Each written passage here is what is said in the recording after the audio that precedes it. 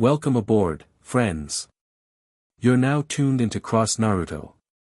We're super excited to share today's story with you. What if Naruto was the primordial spirit king, the divine sage who existed before the Olympians? Naruto x Zoë Nightshade x Calypso. If you enjoy what we do here, the best way to support us is by liking, commenting, and subscribing. We read every comment. Ready? Let's go. Chapter 1, Echoes of Eternity. Naruto jolted awake, sweat beading across his forehead as fragments of golden light danced behind his eyelids. The same dream again. Fourth night in a row. What the hell? He muttered, running a hand through his disheveled blonde hair. Moonlight filtered through his apartment window, casting long shadows across the room. Since the war ended, he'd been having these weird episodes, dreams that didn't feel like dreams, power surges that didn't match any chakra he'd ever used, even with Kurama. Speaking of the Nine Tails. You felt that too, didn't you? Naruto asked the space inside him. The fox's voice rumbled from within. Something's changing in you, kid. It's not chakra, at least, not any chakra I've seen in thousands of years. Naruto swung his legs over the side of the bed and focused on his hand. For a split second, golden lines appeared beneath his skin, not the orange glow of Kurama's power, but something else. Something older. Granny Tsunade couldn't figure it out. Sakura's tests showed nothing. Even Kakashi-sensei is stumped. Perhaps the toads might know something, Kurama suggested. This feels primordial.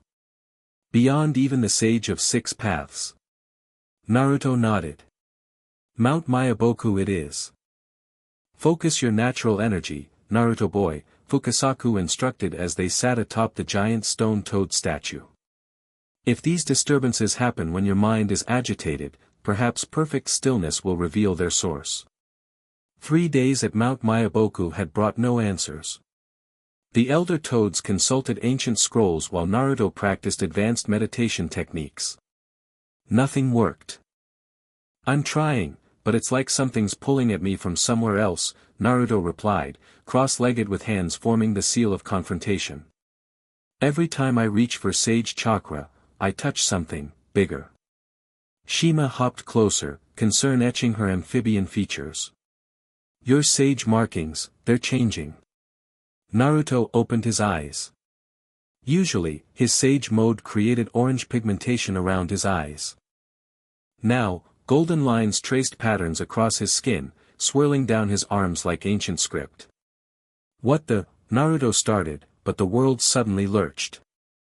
Naruto. Kurama's voice sounded distant, alarmed. The golden lines burned brighter, and natural energy surged around him in ways he'd never experienced. Not merely gathering but tearing at the fabric of reality itself. Something's wrong, he shouted as the golden light enveloped him. I can't control it. Fukasaku leaped forward. Naruto boy, release the Sage Chakra now. Too late. The world split open, revealing not the familiar dimensional void of summoning jutsu but something vaster, a swirling cosmos of light and shadow. Naruto felt his body dissolving, reforming, traveling between realities. Kurama, he called out. The fox's chakra wrapped protectively around him. Hold on, kid. This is beyond any jutsu I've seen. The last thing Naruto saw was the panicked faces of the toad sages before golden light consumed everything. Crash. Salt water filled his lungs. Disoriented, Naruto thrashed against the waves until his head broke the surface. A shoreline lay about 50 yards away, white sand, cinnamon-scented air, moonlight illuminating an island that definitely wasn't Mount Myaboku. Where am I? He gasped, swimming toward shore. His body felt wrong, heavier, like it contained more than just himself and Kurama. The golden marking still glowed beneath his skin, pulsing with each heartbeat. Kurama? You there? Silence. Panic surged as Naruto dragged himself onto the beach. The Nine Tails had never gone completely quiet before, not since they'd become partners. Hey! Fox! This isn't funny. Still nothing, but he could feel Kurama's presence, dormant, as if in deep hibernation. Standing shakily, Naruto took stock of his surroundings. The island seemed small, with a central hill covered in gardens and a cave entrance visible at its base. Stars blazed overhead in unfamiliar constellations. The air itself felt different, charged with energy unlike chakra. "Hello," he called out. "Anyone here?" Silence answered him, broken only by gentle waves lapping the shore. Naruto took a step forward, then froze as instinct warned him of danger. He wasn't alone. "You shouldn't exist," came a feminine voice from the tree line. "Not here. Not now." Naruto spun around, kunai instantly in hand. A young woman stood 20 paces away, caramel-colored hair braided over one shoulder, wearing a simple white dress that seemed to shimmer in the moonlight. Her almond eyes studied him with ancient wariness. "Who are you?" Naruto asked, lowering his weapon slightly. "And where is this place?" The woman tilted her head, curiosity replacing caution.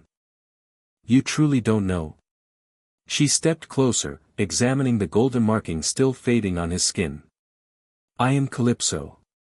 This is Ojigia, my prison for 3 millennia. "Prison?" Naruto glanced around at the beautiful island.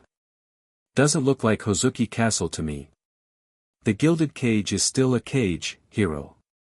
Something like bitter amusement colored her voice. "Though you are unlike any hero the fates have sent me before."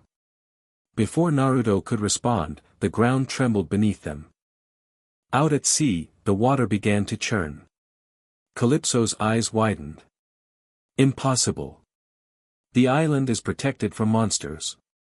Nothing should be able to." A massive serpentine form rose from the waves, easily the size of Manda, Orochimaru's snake summon, but covered in bronze scales that gleamed in the moonlight. Its 3 heads swiveled independently, searching the shoreline until all 6 eyes locked onto Naruto. "What the hell is that?" he shouted. "A draken," Calypso whispered, backing away. "Ancient even by divine standards. But nothing can breach the magical boundaries of Ojigia unless..." She turned to him with sudden understanding. "Unless something more ancient has already done so." The draken lunged toward the shore, jaws snapping. Naruto pushed Calypso behind him and formed his signature hand sign. Multi-shadow clone jutsu. 20 clones popped into existence, racing toward the monster. The draken's middle head breathed a stream of green fire that dispelled 5 clones instantly.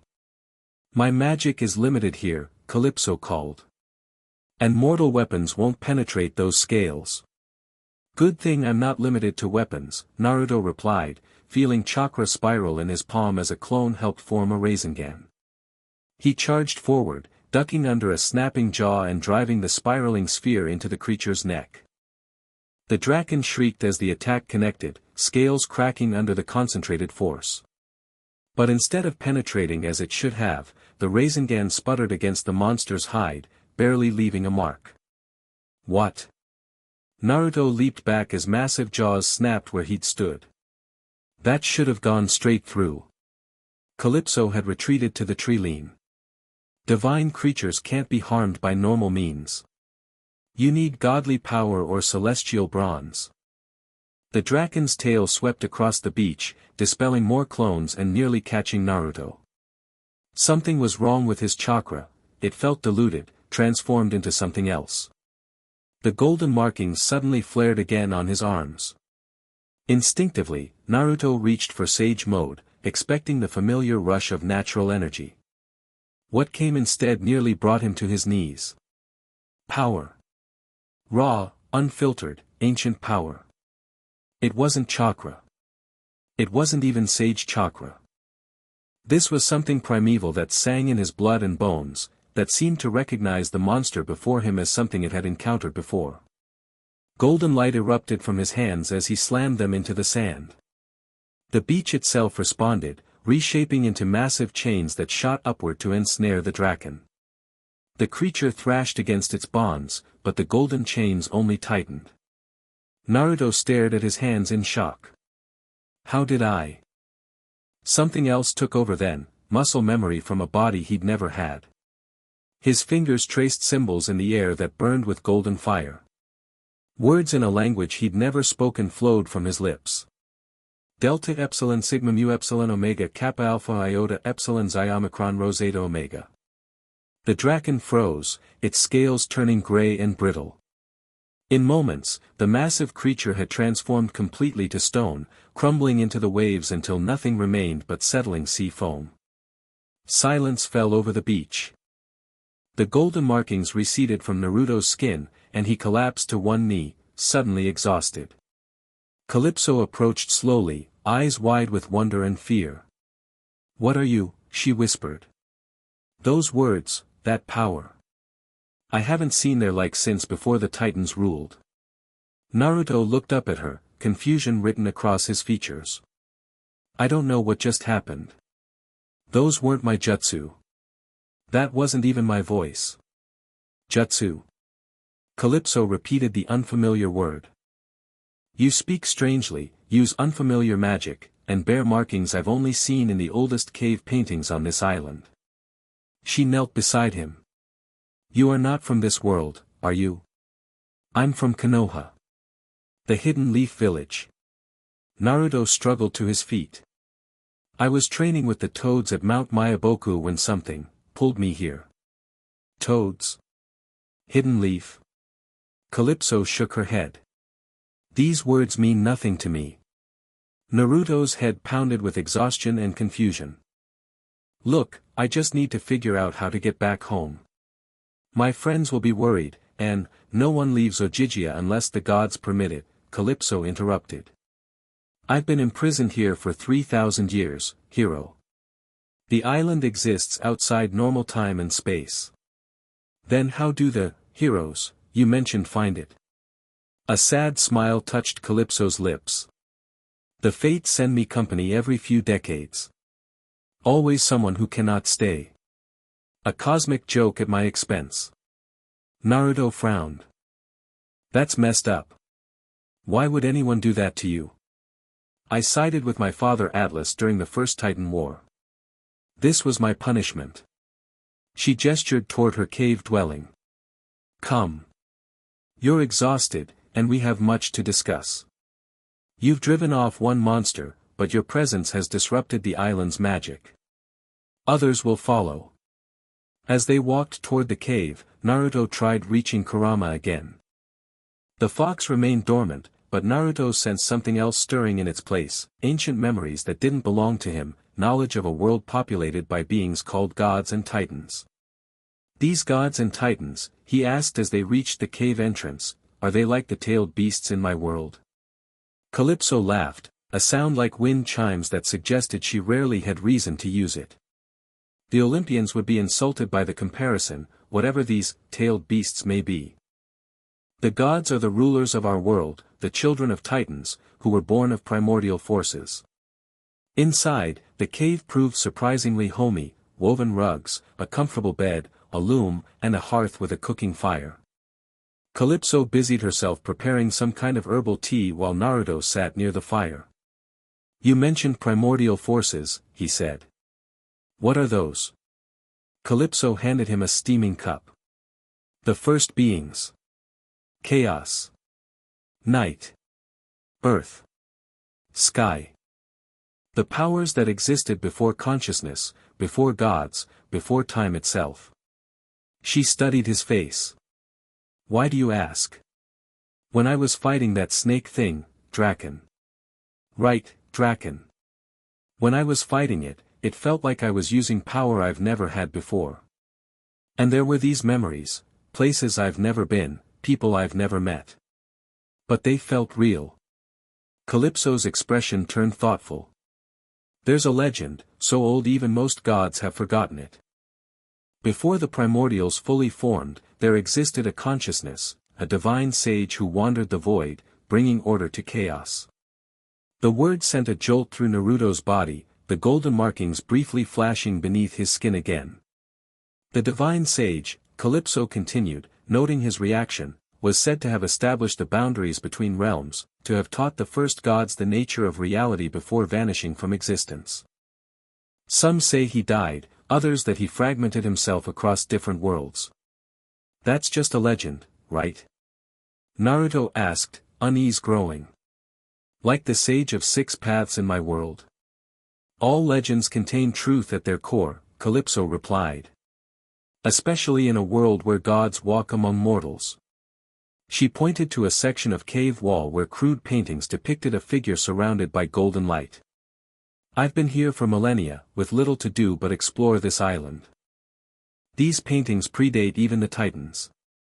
They show the divine sage with markings identical to what appeared on your skin. Naruto studied the ancient art. The similarity was undeniable, the same patterns that had covered his arms were drawn on the figure in golden pigment. This is crazy, he muttered. I'm Naruto Uzumaki, not some ancient sage. I'm a shinobi from the hidden leaf. Perhaps you are both, Calypso suggested quietly. Many gods and powerful beings have lived multiple lives, their essence reincarnating across time. Before Naruto could respond, the ground shook again. Outside, thunder rolled across a suddenly darkening sky. The island's protections are failing faster than I expected, Calypso said, rising quickly. Your presence is unraveling magic that's held for millennia. They rushed outside to see storm clouds gathering unnaturally fast. Lightning struck the beach repeatedly, each bolt scorching the sand to glass. Is that another monster? Naruto asked, preparing for battle. Calypso shook her head, eyes wide with disbelief. No. Something else is happening. She pointed to the glass formations on the beach. Look. The lightning-fused sand was forming a pattern, a massive symbol that sprawled across the entire beach. As the final bolt struck, completing the design, the glass symbol began to glow with familiar golden light. It's a gate, Calypso whispered. Away off the island. I thought you said nobody could leave. Nobody has, not in 3,000 years. Her voice held cautious hope. But the magic keeping me here is ancient, perhaps less ancient than what you carry within you. The symbol pulsed, sending a column of light into the storm clouds above. Within that light, Naruto could make out glimpses of mountains, forests, cities, places beyond the island. It's calling to me, he said, feeling an inexplicable pull. Then perhaps you truly are meant to leave. Calypso's face showed complex emotions, hope, fear, resignation. Go, hero. Find your way home. Naruto took a step toward the glowing portal, then stopped and turned back. Something felt wrong about leaving her behind. Come with me, he said suddenly. Calypso's eyes widened. That's impossible. My curse, screw your curse. If I'm carrying some kind of ancient power that's breaking the island's magic, maybe it can break your curse too. Every hero who has washed ashore has made promises, she replied bitterly. None could keep them. I'm not like other heroes. Naruto grinned and extended his hand. And I never go back on my word. That's my ninja way. Calypso hesitated, centuries of disappointment warring with desperate hope. Slowly, she reached out and took his hand. The moment their fingers touched, the golden markings reappeared on Naruto's skin, spreading to encompass Calypso as well. The symbol on the beach burned brighter, responding to their connection. See? Naruto said confidently.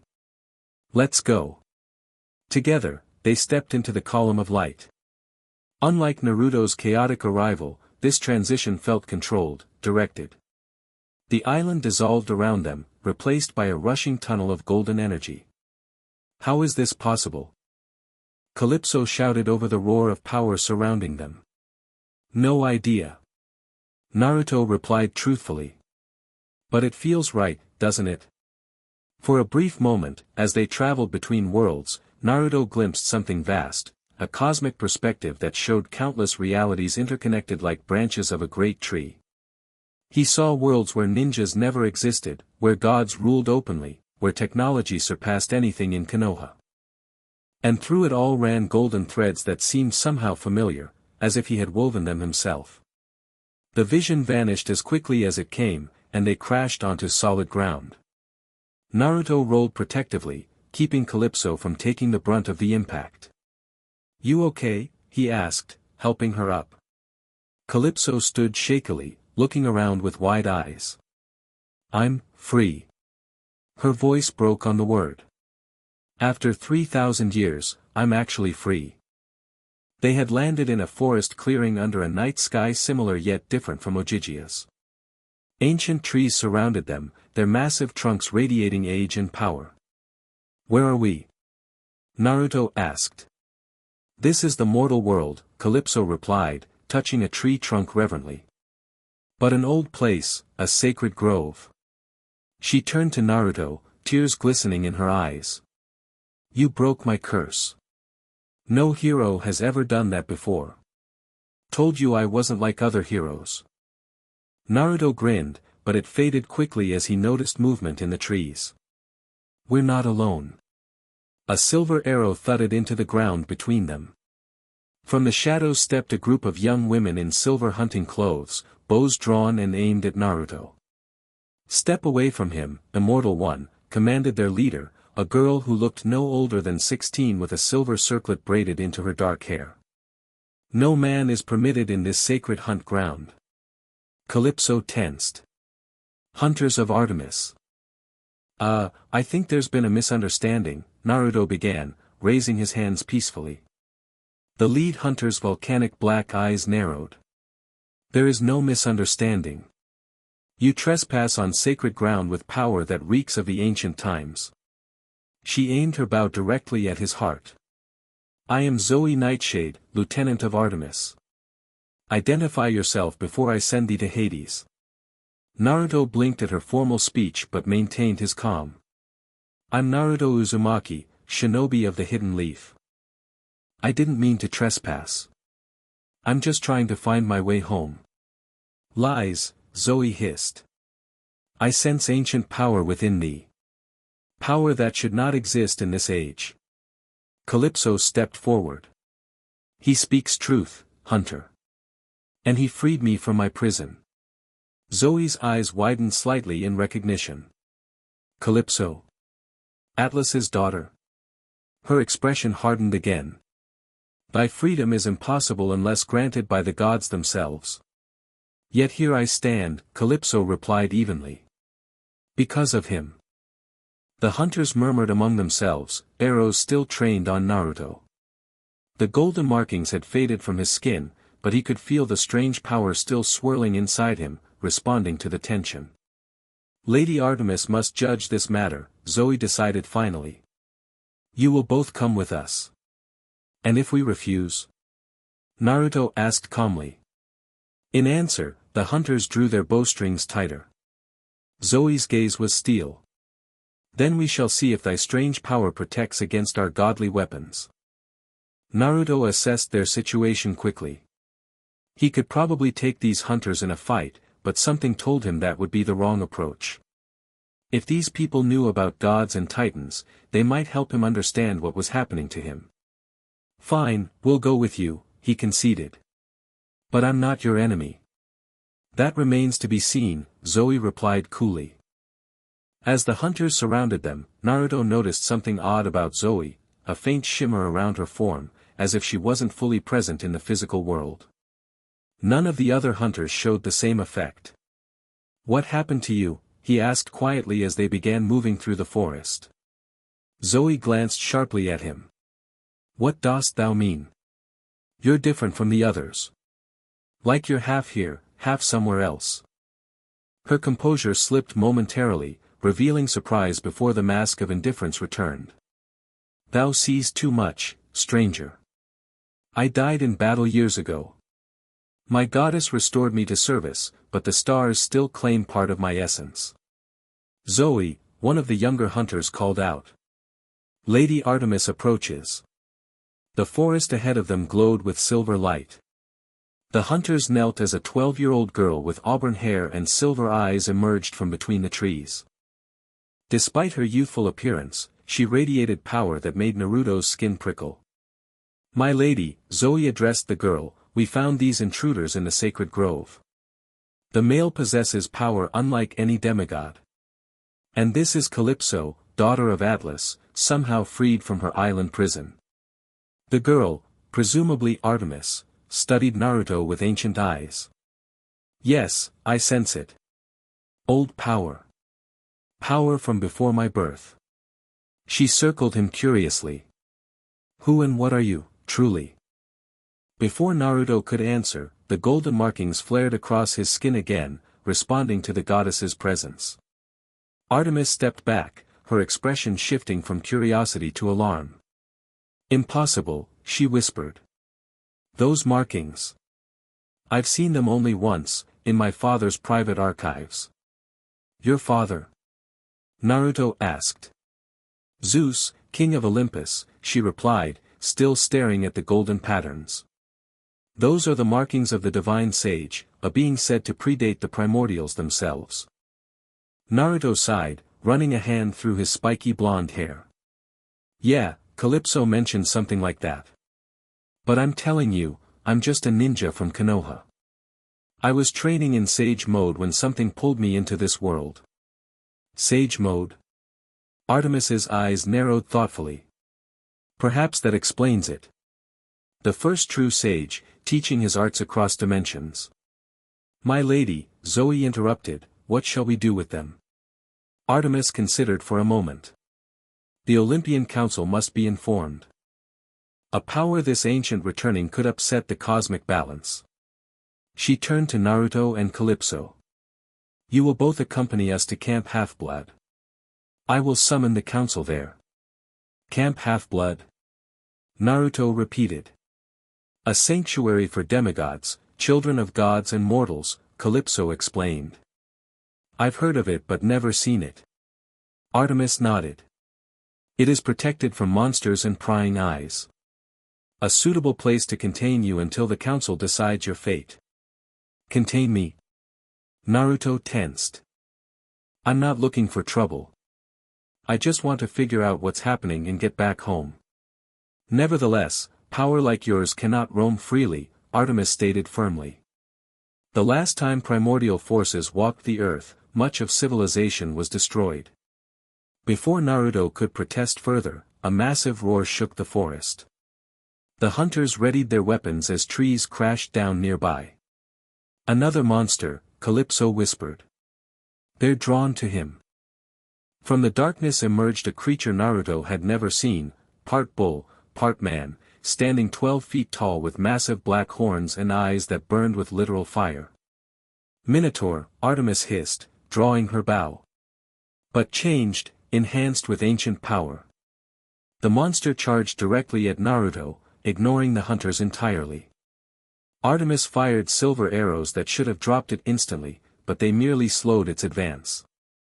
"It's been empowered somehow," Zoe called out. "Regular weapons won't stop it." Naruto pushed past the hunters, meeting the Minotaur head-on. This time, he didn't fight the golden power rising within him but channeled it deliberately, combining it with his familiar chakra techniques. Shadow Clone Jutsu. Dozens of clones appeared, each bearing the same golden markings. The Minotaur roared in confusion, swatting at the duplicates as Naruto prepared his attack. "I need a clear shot," he called to Artemis. "Can you hold it still?" The goddess nodded sharply, understanding battlefield cooperation despite her distrust. Silver light erupted from her hands, forming chains similar to the ones Naruto had created on Ojijia. They wrapped around the Minotaur's legs, temporarily immobilizing it. Naruto and two clones began forming a Rasengan, but this time, golden energy swirled alongside the blue chakra, creating a sphere unlike any he'd made before. "What is that technique?" Zoe asked, momentarily forgetting her hostility in the face of such power. "Rasengan," Naruto replied, concentrating on maintaining the unstable mix of energies. But with a twist. He charged forward as the Minotaur broke free of Artemis's chains.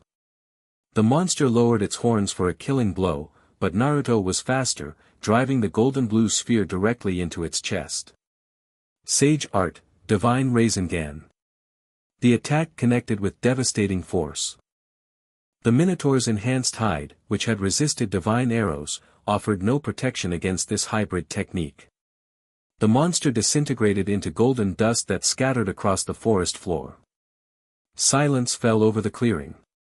The hunters stared in shock as Naruto stood panting, the golden markings slowly fading once more. That was. Zoe started, then closed her mouth, clearly reassessing the stranger before her. Artemis approached cautiously. You combined your power with technique, controlled it rather than simply unleashing it. She sounded almost impressed. Perhaps you are not merely a vessel for ancient power but its master.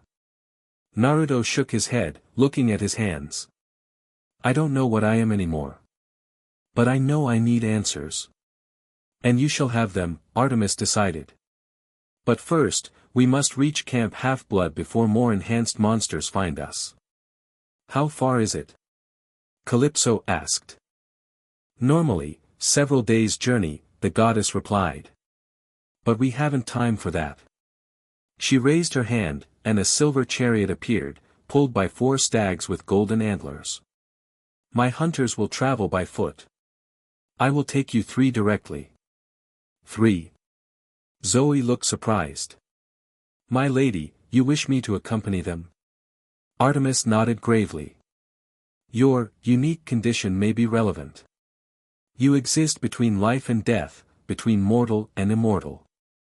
If anyone can understand transitional states of being, it would be you, my faithful lieutenant. Zoe bowed, though Naruto caught a flicker of uncertainty in her eyes. As you wish, my lady. As they boarded the chariot, Naruto noticed how Zoe positioned herself as far from him as the small space allowed. Calypso, by contrast, stayed close to his side. Is everyone from your world so powerful? Calypso asked quietly as the chariot rose into the air. Naruto smiled slightly. Not exactly. But we've got our share of legends. The chariot soared above the forest canopy, revealing a vast wilderness stretching for miles. In the distance, city lights glimmered along a coastline. That's New York, Artemis explained, following Naruto's gaze. The current center of Western civilization and home of Mount Olympus. Olympus is in a city? Naruto asked, confused. The original mount is in Greece, but the seat of godly power moves with the heart of Western civilization, Zoe explained stiffly. It has resided above the Empire State Building for nearly a century. Naruto nodded, trying to process everything. So these gods, they're like, the leaders here.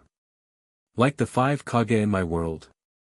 The Olympians rule all aspects of nature and civilization, Calypso replied. Zeus governs the sky and serves as king. His brothers Poseidon and Hades rule the sea and underworld. Other gods control everything from war to love to agriculture. And they're not going to be happy about me showing up, are they? Naruto guessed. Artemis's silence was answer enough. The chariot banked southward, following a coastline for several minutes before turning inland toward a cluster of low hills. As they descended, Naruto saw cabins arranged in a U-shape around a central fire, training arenas, strawberry fields, and a large blue house on a hill. Camp Half-Blood, Artemis announced as they touched down near the big house. Home and sanctuary to the children of gods. A centaur, human from the waist up, white stallion below, cantered toward them, followed by a pudgy man in a Hawaiian shirt who radiated power similar to Artemis's, though more restrained. Lady Artemis, the centaur greeted, then noticed the passengers. His ancient eyes widened at the sight of Calypso and narrowed suspiciously at Naruto. Unexpected visitors, I see. Chiron, Dionysus, Artemis nodded to both. We have a situation that requires immediate attention. The Olympian Council must be summoned. The man in the Hawaiian shirt, apparently Dionysus, snorted. Father won't be pleased about an emergency meeting. What's so urgent that it couldn't wait for the solstice? In answer, Artemis gestured to Naruto. Show them. Naruto hesitated, then concentrated, allowing the golden markings to emerge partially on his arms. Chiron reared back in shock while Dionysus's casual demeanor vanished instantly. By the fates, the centaur whispered. Those markings. Impossible, Dionysus hissed.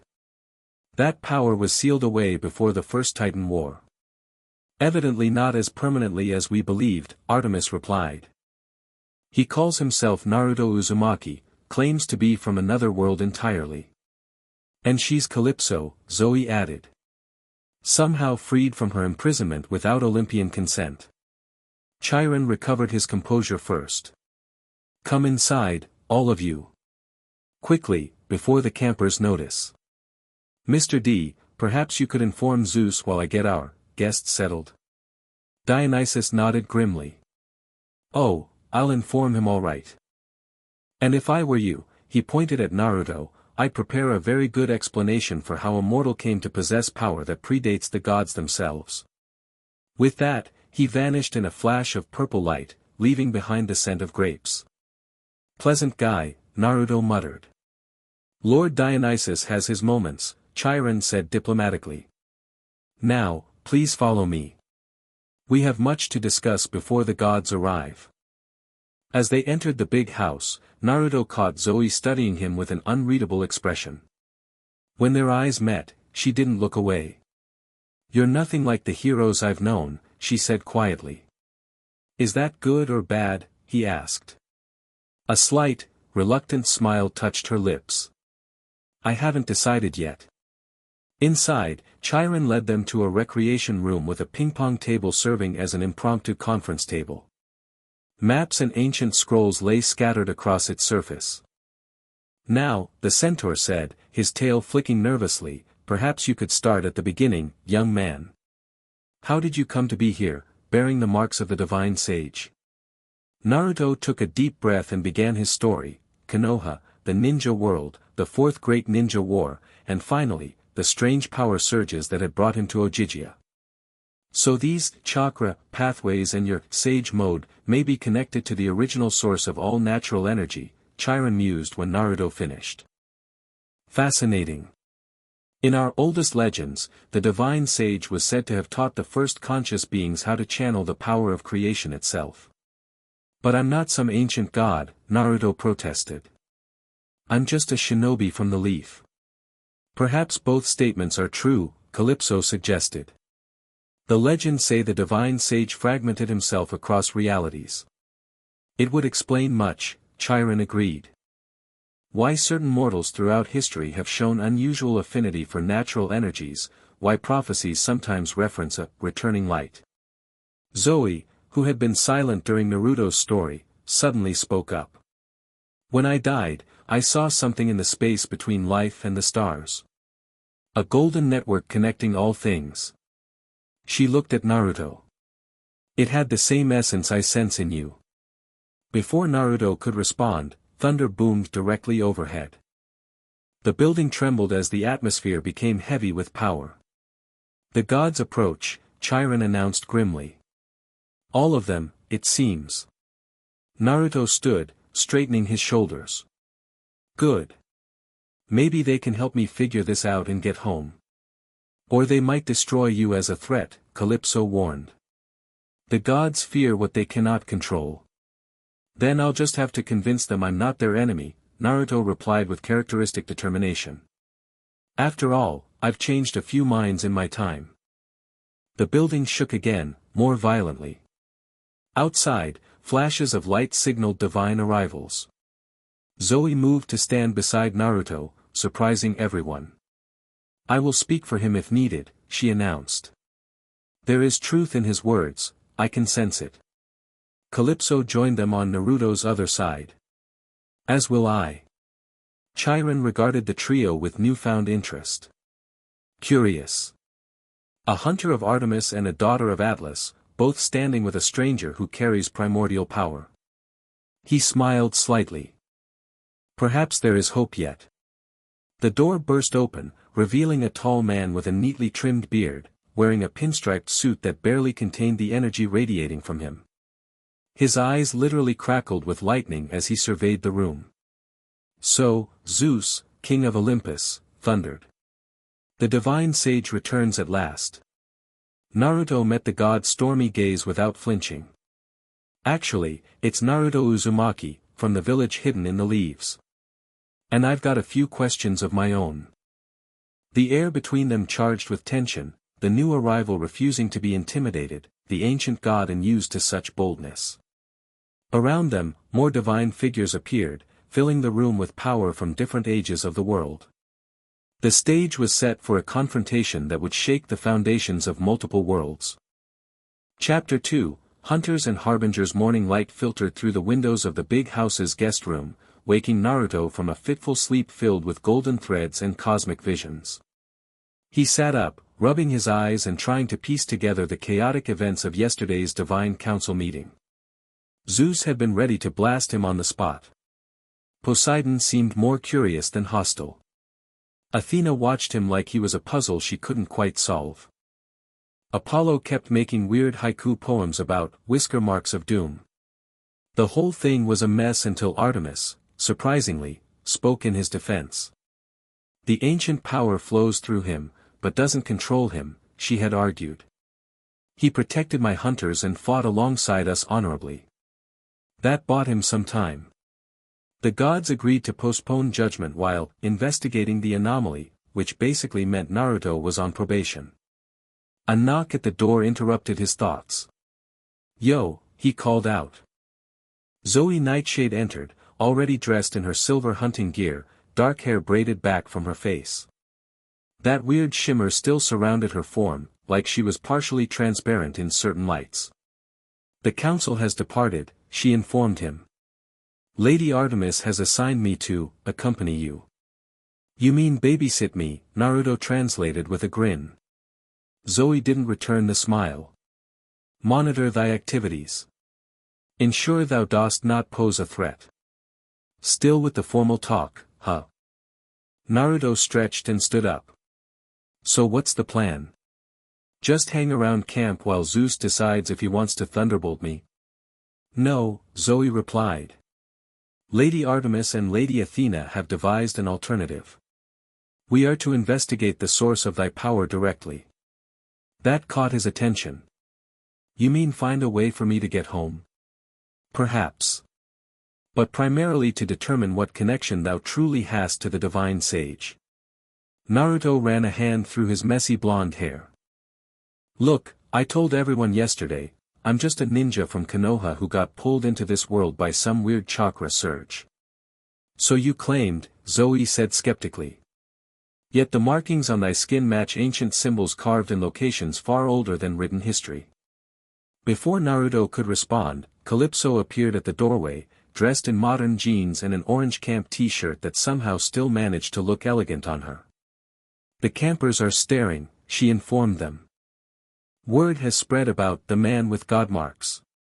"Great," Naruto muttered. "Just what I needed, more people treating me like I'm some kind of freak." Something flickered across Zoe's face, a moment of unexpected empathy. "The burden of being different is familiar to many here." Calypso nodded. "Every demigod knows what it means to not quite belong." "So what's this plan Artemis and Athena cooked up?" Naruto asked, changing the subject. Zoe produced a worn leather map. "We are to visit sites of primordial power, places that existed before the gods themselves. The first is only a day's journey from here." "And you think these places might trigger more of those weird memories I've been having?" "It is our best theory," she confirmed. "Lady Athena believes exposure to ancient energies may accelerate the process already occurring within thee. Chiron has arranged transportation," Calypso added.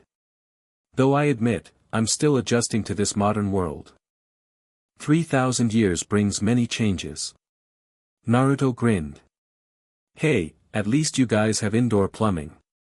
That's definitely an upgrade from some places I've been." A small smile touched Zoe's lips before she quickly suppressed it. "We depart within the hour.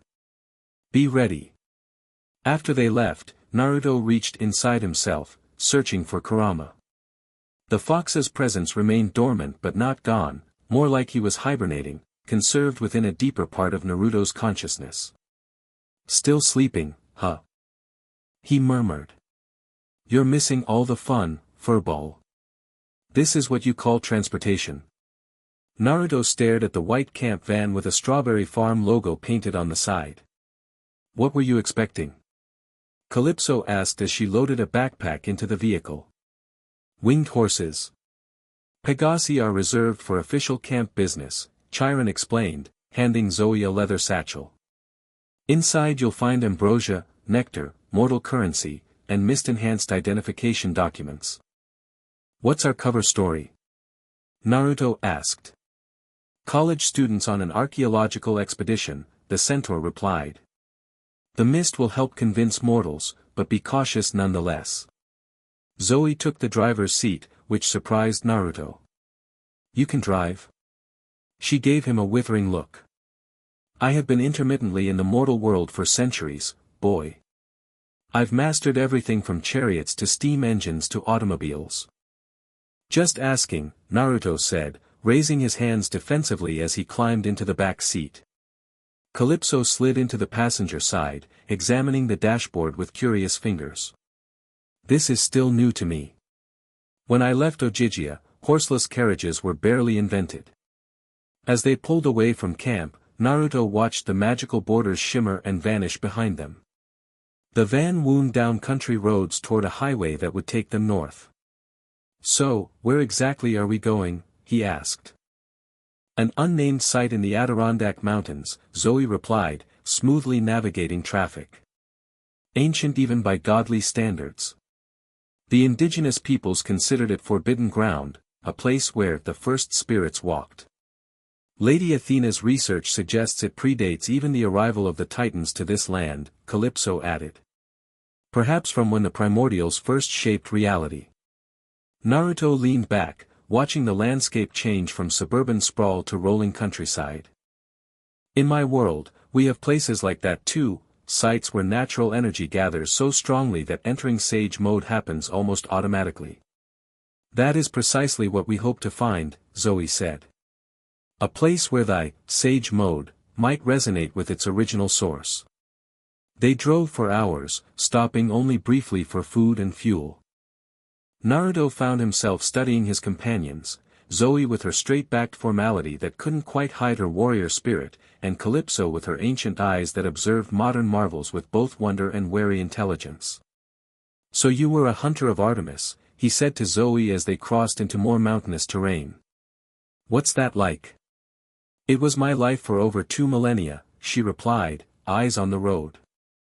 Immortality, sisterhood, purpose, hunting monsters and protecting maidens across the ages. Was? You speak as if it's in the past. A shadow crossed her face. My death changed things.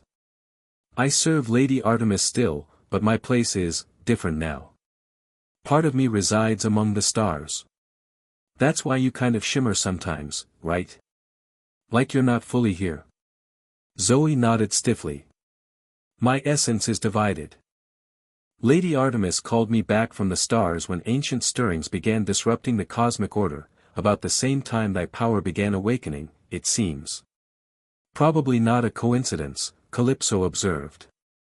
What about you? Naruto asked her. 3,000 years alone on an island. How did you not go crazy? Who says I didn't? Calypso replied with a sad smile. I gardened. I wove. I sang. I waited for heroes who could never stay, and in between, I was alone with my thoughts. That sounds rough. She glanced back at him. Nothing compared to what I've heard of your life, orphaned, shunned, carrying a destructive spirit, fighting wars. Naruto blinked in surprise. When did I tell you all that? You spoke in your sleep last night, Zoe explained. Called out names, Sasuke, Sakura, Jiraiya, Kurama. We took turns watching over you, Calypso added. Your power flared several times, almost bringing down the big house's roof. Great, Naruto muttered. So I'm a cosmic hazard even when I'm sleeping. The van rounded a curve, revealing a stunning vista of forested mountains stretching to the horizon. Zoe slowed, turning onto a narrow dirt road nearly invisible from the highway. We walk from here, she announced, parking in a small clearing. The site is 5 miles ahead, but no roads lead to it. They gathered their supplies and set off into the forest. Zoe took the lead, moving with the silent grace of a hunter. Calypso followed, surprisingly sure-footed for someone who'd spent millennia on a single island. Naruto brought up the rear, his ninja training making the hike effortless. So what exactly are we looking for? He asked after they'd been walking for an hour. According to Lady Athena's research, a circular clearing with standing stones, Zoe replied without slowing. Supposedly arranged in a pattern matching the markings that appear on thy skin. The forest around them grew older the further they traveled, massive trees with trunks wider than cars, underbrush that seemed to glow with faint luminescence. The air felt charged, similar to how it felt on Mount Mayaboku when natural energy was abundant. You feel it too? Calypso asked, noticing Naruto's expression. Yeah. It's like sage chakra, but purer somehow. Less structured. We approached the boundaries, Zoe announced, pausing at what appeared to be an ordinary section of forest. But looking closer, Naruto noticed subtle differences, the light bent strangely, and sounds from the other side seemed muffled. What is it? He asked. A veil between spaces, Calypso explained. Similar to the barriers that once protected Ogygia, though much older. Zoe drew a hunting knife and pricked her finger, letting a single drop of golden ichor, the blood of immortals, fall onto the ground. I am Zoë Nightshade, Lieutenant of Artemis, daughter of Atlas. I request passage. Nothing happened. She frowned and looked at Calypso, who stepped forward and repeated the ritual with her own ichor. I am Calypso, daughter of Atlas, former guardian of Ogygia. I seek entrance to the ancient place. Still, the barrier remained solid. Both women turned to Naruto. It doesn't respond to godly blood, Zoe said. Perhaps it will recognize thine.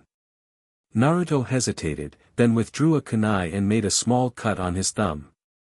The moment his blood touched the forest floor, the barrier shimmered with golden light, the same color as the markings that appeared on his skin. I'm Naruto Uzumaki, he stated firmly. And we need to pass. The veil parted like a curtain, revealing a perfectly circular clearing beyond. In its center stood 7 massive stone monoliths arranged in a pattern Naruto recognized immediately, identical to the markings that had covered his arms during his fight with the Draken. Whoa, he breathed as they stepped through. The clearing pulsed with power, raw, ancient energy that made his skin tingle and his chakra pathways burn. At the center of the stone circle, a pool of what appeared to be liquid gold reflected the sky. This place. Calypso whispered reverently. It's older than anything I've ever encountered. Zoe remained alert, bow half-drawn as she scanned the perimeter. The legends speak truth. This predates even the Titans. Naruto walked toward the central pool, drawn by an inexplicable familiarity. The stones seemed to watch him, ancient sentinels recognizing something in his presence. I've been here before, he said, the words coming unbidden to his lips. Or at least, part of me has. As he approached the golden pool, his reflection shifted, still his face, but with subtle differences. The whisker marks on his cheeks formed part of more elaborate patterns. His eyes reflected not blue but a swirling cosmos.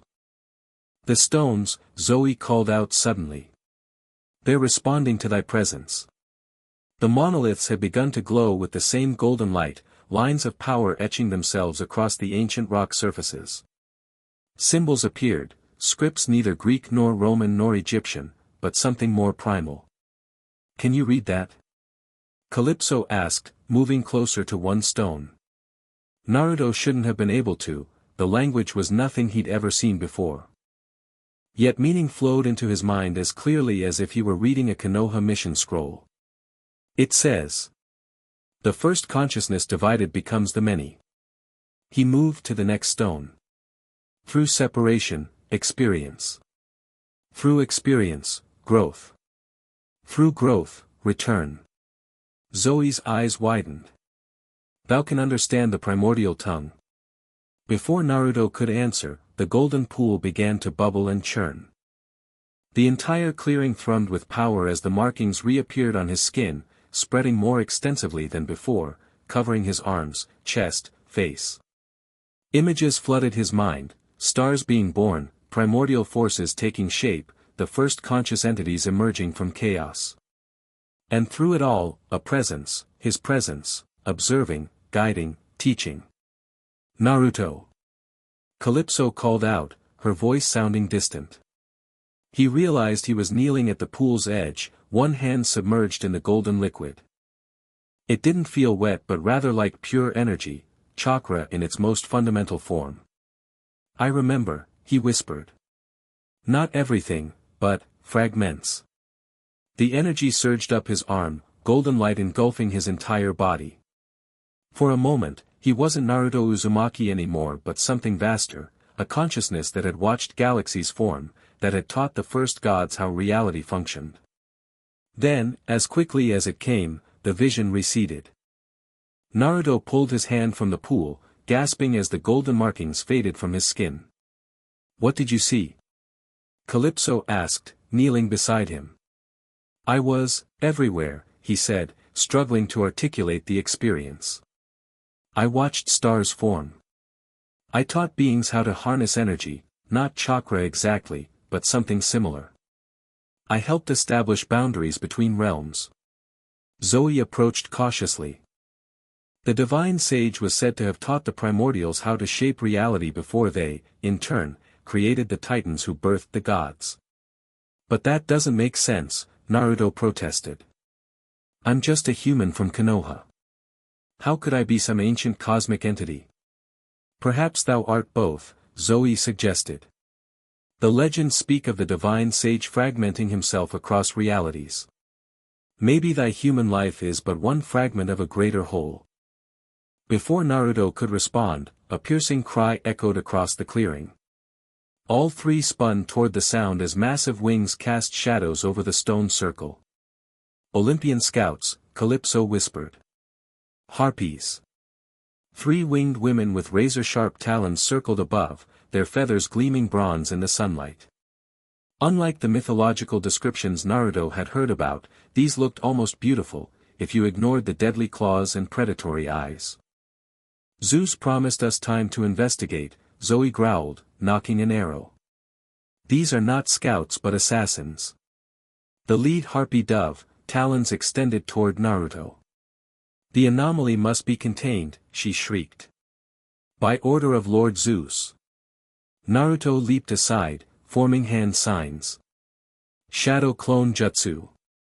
5 duplicates appeared, scattering to confuse the attackers. The harpies screeched in surprise, dividing to pursue different targets. Zoe's bow sang, sending silver arrows flying with impossible accuracy. One struck a harpy's wing, but instead of dropping, the creature merely screeched in pain and continued its attack. They've been enhanced. Calypso called out, ducking under razor talons. Regular weapons won't stop them. Naruto engaged the lead harpy, his clones providing distraction while he analyzed her movements.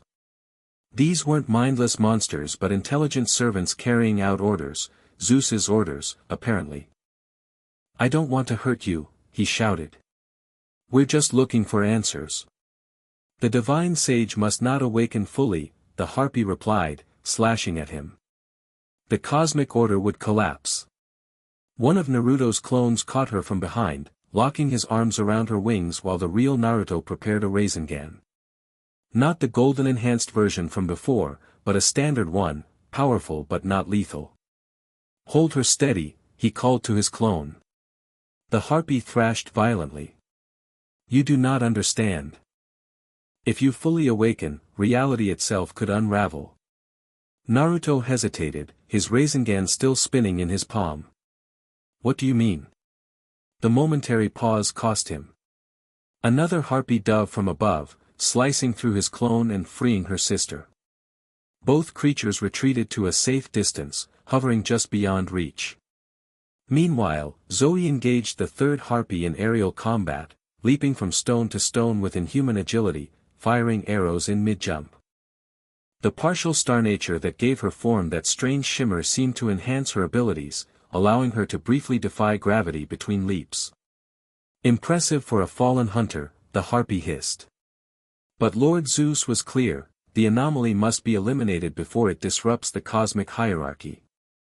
The gods fear what they cannot control, Zoe replied, landing gracefully atop a monolith. It does not make their judgment correct. Calypso had retreated to the golden pool, where she knelt with one hand touching the liquid energy. Ancient words flowed from her lips as the clearing responded, vines erupting from the ground to entangle one harpy. Daughter of Atlas, the creature snarled, slicing through the magical plants. You betray your own kind to side with this abomination. I side with truth, Calypso responded calmly, her eyes reflecting golden light. Something the Olympians have feared since they seized power. The lead harpy circled higher, assessing the situation. Lord Zeus will not be defied. If we cannot take the anomaly ourselves, others will come, gods who do not share Lady Artemis's misplaced mercy. With that final threat, all three harpies soared upward, disappearing into the clouds. They're reporting back, Zoe said grimly, slinging her bow. We have little time. Naruto stared after them, troubled by their words. What did they mean about reality unraveling? The divine sage was said to have established the boundaries between realms, Calypso explained, rising from the pool's edge. If those boundaries weaken, different realities could bleed into each other, Zoe finished. Creating chaos beyond even the gods' ability to control. Naruto looked at his hands. Is that what's happening to me? Am I somehow breaking reality just by existing here? Perhaps, Calypso said gently. Or perhaps you're the only one who can strengthen those weakening boundaries. A distant rumble of thunder, Zeus's warning, underscored the urgency of their situation. We must continue our investigation before the gods intervene directly, Zoe decided. The next site is further west, a cavern system said to contain murals depicting the Primordial Age. Naruto nodded, but as they prepared to leave the clearing, he approached the golden pool once more. On impulse, he created a shadow clone and left it seated in meditation beside the energy source. What are you doing? Calypso asked. Insurance, Naruto explained. If we get separated or captured, the clone can disperse and transfer its experiences back to me. Plus, it can continue gathering information from this place. Zoe looked impressed despite herself. A tactical advantage. Thy abilities are unusual but effective. They exited through the barrier, which sealed seamlessly behind them. The forest felt mundane after the ancient power of the clearing, though Naruto noticed he could still sense the energy pathways running beneath the ground, like chakra channels in the earth itself. The van is compromised, Zoe announced as they hiked back toward the road. The harpies will have reported its location. So how do we get to this cave system? Naruto asked. We'll need alternate transportation, she replied, leading them not toward their original parking spot but on a different path through the woods. After a mile, they emerged near a small cabin where an old pickup truck sat under a weather-beaten tarp. One of the hunter's safe houses, Zoe explained, pulling keys from a hidden compartment under the porch. We maintain them across the country. Handy, Naruto commented as they climbed into the truck. This time, Calypso took the wheel. I may be new to the modern world, she said, seeing his surprised expression, but I'm a fast learner. They drove west as sunset painted the sky in vivid oranges and purples. Naruto watched the colors, reminded of Konoha evenings spent on the Hokage monument. The memory felt simultaneously close and impossibly distant. You miss your home, Calypso observed, glancing at him in the rearview mirror. Yeah. My friends will be worried. Especially if time passes the same way there as here. It likely doesn't, Zoe said from the passenger seat. Different realms often experience time differently. Ogygia existed outside normal time flow, did it not? Calypso nodded. Days on my island might be years elsewhere, or merely moments. It was part of my prison's design. That provided some comfort. Maybe when he returned to Konoha, only minutes would have passed. Or maybe years. The thought troubled him deeply.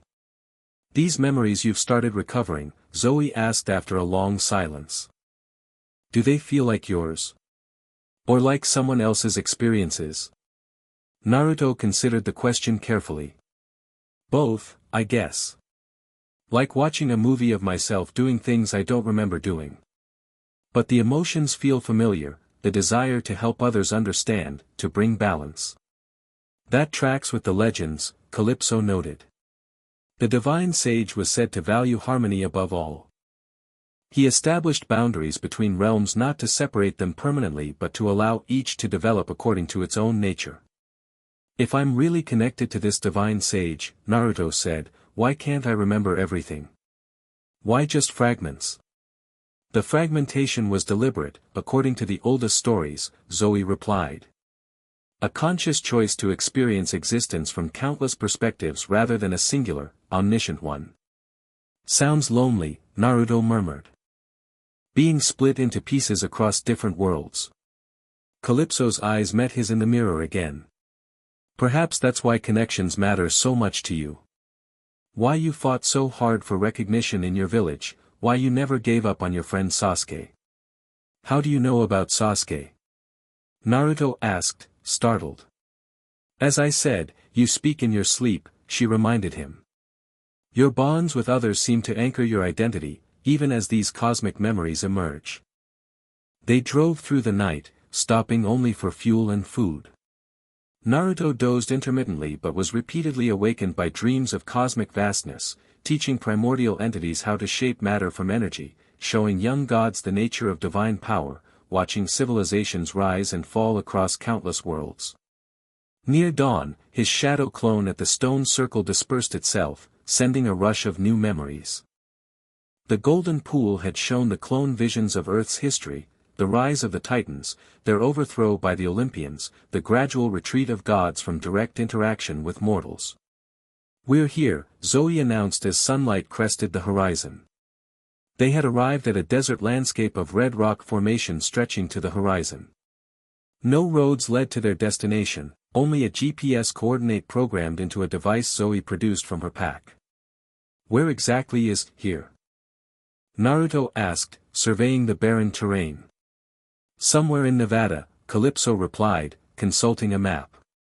A place the gods avoid due to residual primordial energy. They hiked across the desert for hours, the morning coolness giving way to blistering heat. Naruto found himself admiring his companion's endurance. Zoe moved with tireless efficiency despite the harsh conditions, while Calypso, despite her millennia of island comfort, showed no sign of fatigue. How much further? He finally asked as midday approached. Zoe checked the GPS, just beyond that ridge. The entrance should be, she stopped abruptly, raising a hand for silence. Naruto instantly dropped into a defensive crouch, sensing what had alerted her, movement ahead, concealed among the rocks. We're being watched, he whispered. Calypso nodded. Not monsters. Something, older. They advanced cautiously. As they crested the ridge, a narrow canyon opened below, its walls carved with symbols similar to those at the stone circle. At its center stood a modest opening in the rock face, dark and uninviting. The cavern, Zoe confirmed. But we are not alone.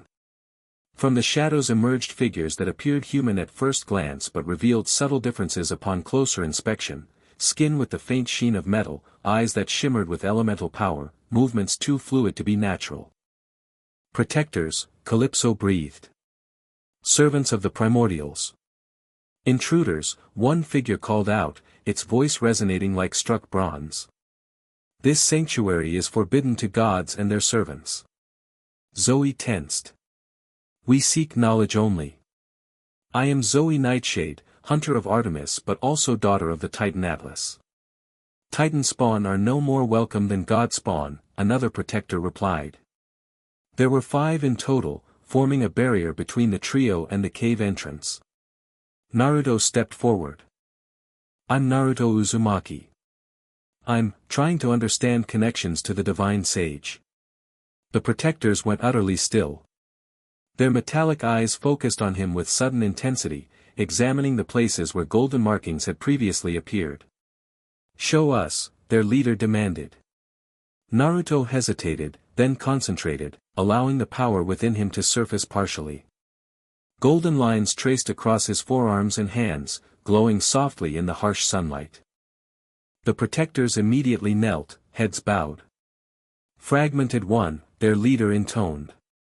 We did not recognize your vessel. You can get up, Naruto said awkwardly. I'm not here for worship. I'm trying to figure out what's happening to me. The protectors rose smoothly. The awakening progresses, one observed. But incompletely. That's why we came, Calypso explained. The murals inside may help him understand his nature. The leader nodded. Enter, Fragmented One. The records of your teaching await. As the protectors parted to allow access, Zoe whispered to Naruto, be wary. Even ancient servants can have agendas. The cavern entrance led to a tunnel that descended steeply into the earth. Phosphorescent minerals provided soft illumination, revealing more symbols carved into the living rock. After several hundred yards, the passage opened into a vast underground chamber. Naruto stopped in the entrance, stunned by what he saw. The entire cavern, easily the size of Konoha's central district, was covered in murals. Floor-to-ceiling paintings depicted beings of light and energy taking form, learning to manipulate reality, establishing the first cosmic hierarchies. And central to many scenes was a figure surrounded by golden markings identical to those that appeared on Naruto. It's all here, Calypso whispered in awe. The birth of consciousness itself. Zoe moved cautiously through the chamber, examining the artwork. These predate even the primordials. Look, here are chaos, night, and earth taking form, being taught by the divine sage. Naruto approached one mural that showed the golden-marked figure dividing into countless smaller fragments, each traveling toward different realms represented by swirling vortices. The one becomes many to know itself through experience, he read from the inscription, the primordial language somehow intelligible to him. Through separation, the one gains wisdom unattainable through unity alone. A deliberate fragmentation, Calypso observed. Not forced but chosen. As Naruto moved deeper into the cavern, the murals became more specific to Earth's mythological history, the divine sage teaching early primordials, who taught titans, who taught gods. Here's something interesting, Zoe called from another section. This appears to show the divine sage establishing cosmic boundaries. The mural depicted the golden figure creating a complex network of barriers between different realms, each containing its own developing reality. Separation until maturity, Naruto translated. When all fragments have gained sufficient wisdom through experience, the boundaries shall weaken to allow reunification. That explains the harpy's warning, Calypso said. If you're beginning to awaken, the boundaries between realms may be weakening as a natural consequence. But I'm not trying to awaken anything, Naruto protested. I just want to figure out what's happening and get home. The protectors had followed them into the chamber, maintaining a respectful distance. Now their leader stepped forward. The awakening cannot be halted once begun, Fragmented One. It proceeds according to patterns established at the first dividing. So what happens when I fully awaken? Naruto demanded. Reality unravels. Everyone suffers. No, another protector responded. The boundaries thin to allow communication between realms. The fragments recognize each other. Eventually, reunification becomes possible, though not mandatory. Reunification? Zoe questioned. You mean all fragments of the divine sage merging into one being again? It is the natural conclusion of the cycle, the leader confirmed. Separation, experience, wisdom, return. Naruto shook his head. I don't want to stop being me. I don't want to merge with some cosmic consciousness and forget my friends, my village, my life. Perhaps that is not required, Calypso suggested. These murals show a being who valued individual experience. Would such an entity demand the erasure of those experiences in reunification? Before the protectors could respond, the cavern trembled violently.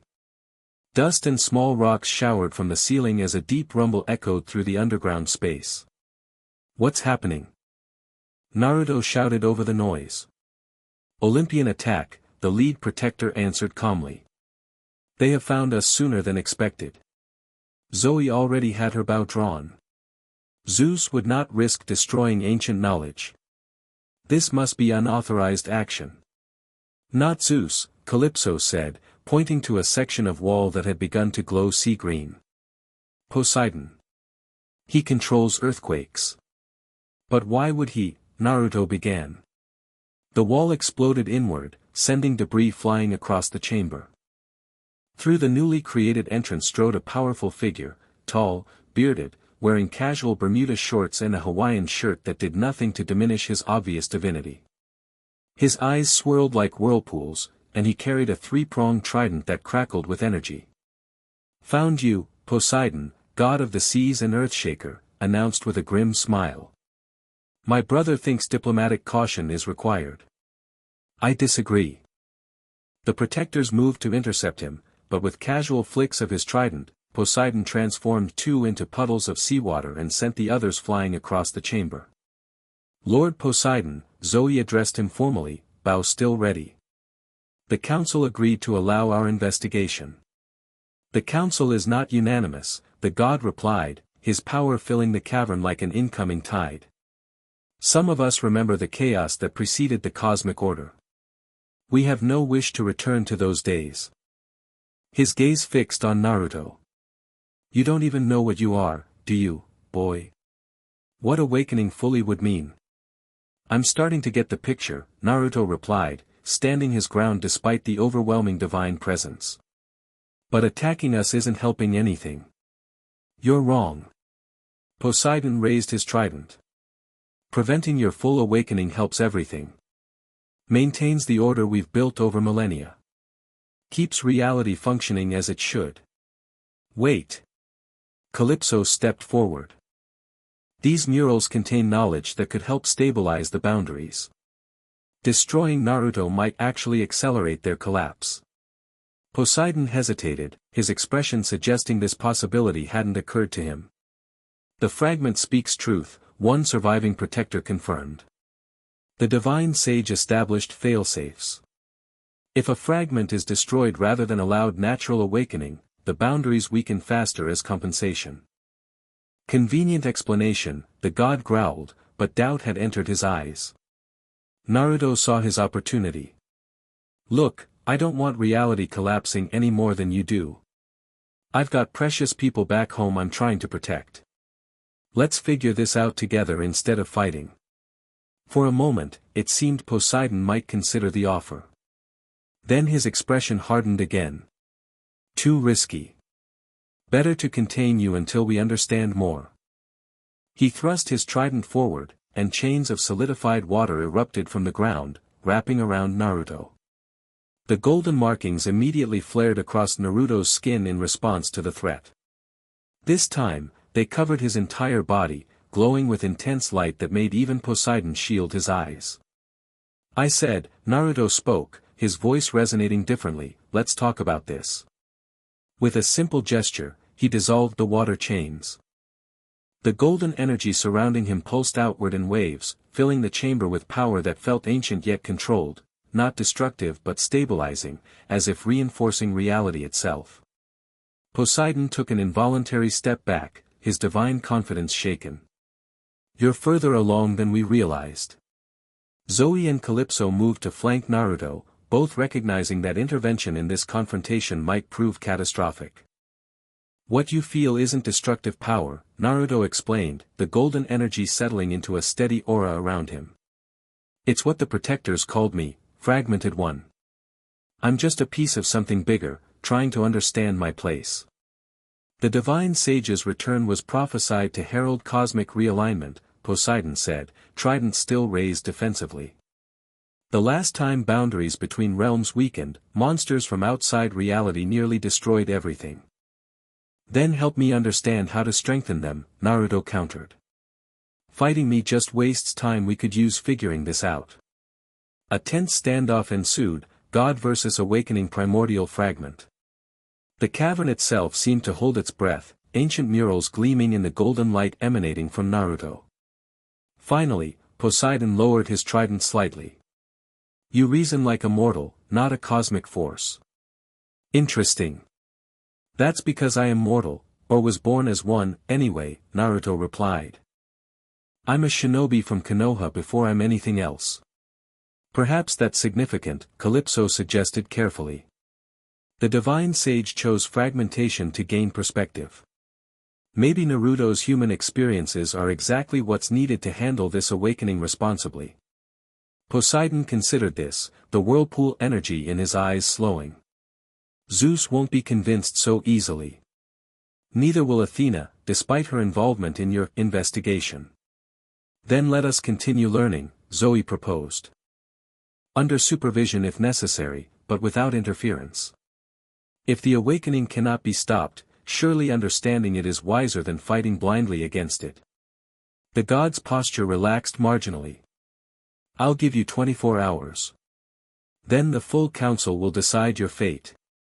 He pointed his trident at Naruto. And I'll be watching personally. With that, Poseidon dissolved into sea mist that rapidly evaporated in the dry cavern air. Naruto exhaled shakily as the golden energy receded from his skin. Well, that was intense. You stood against an elder Olympian, Zoe observed with newfound respect. Few entities can match Poseidon's power directly. I wasn't trying to match him, Naruto clarified. Just trying not to get captured. The remaining protectors had regrouped, regarding Naruto with even greater reverence.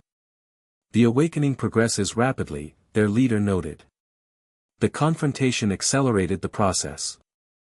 Great, Naruto muttered.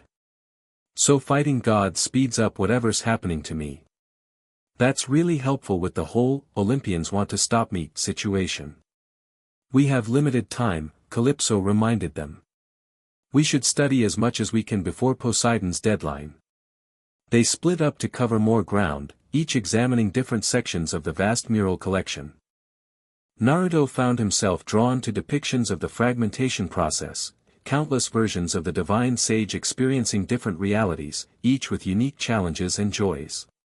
One panel showed fragments taking forms appropriate to their chosen realms, some as beings of energy, others as creatures of flesh, still others as collective consciousnesses spanning entire ecosystems.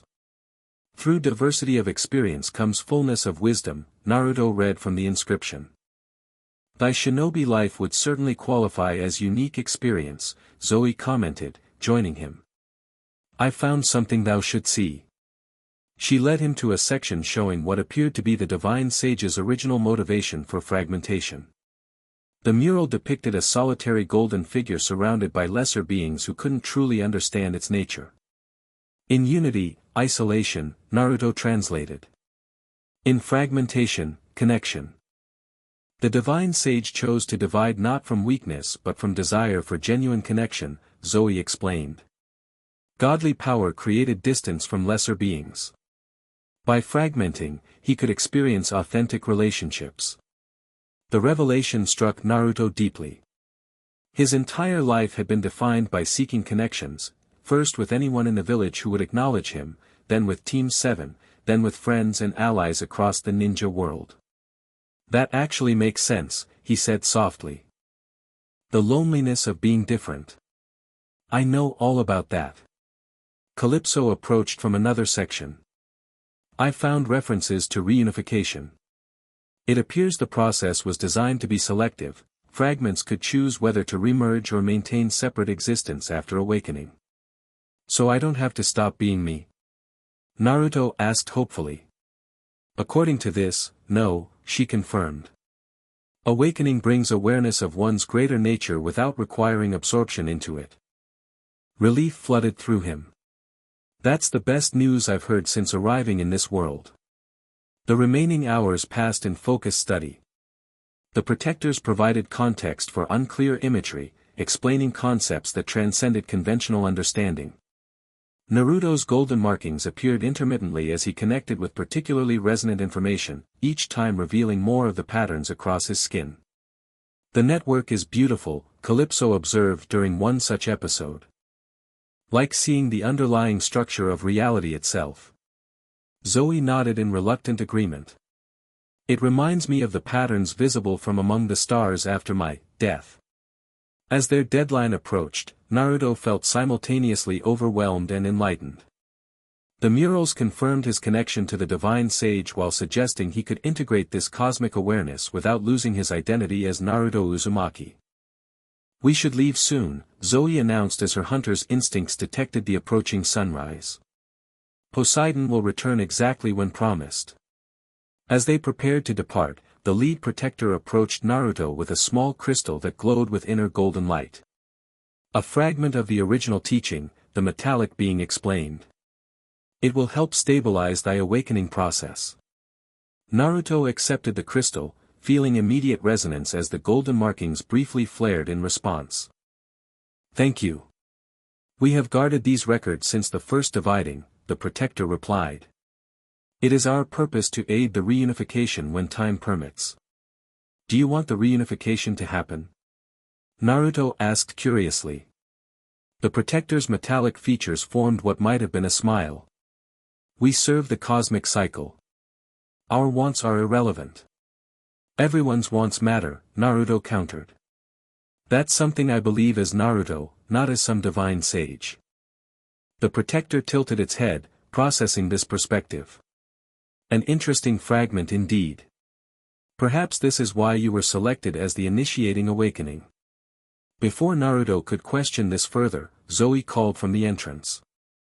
We must go. Divine energy approaches. They bid farewell to the protectors and climbed back to the surface just as dawn broke over the desert. In the distance, storm clouds gathered unnaturally fast, signaling divine arrival. No time to reach the truck, Calypso noted. We need immediate transportation, Zoe agreed, scanning the horizon. Naruto considered their options, then grinned.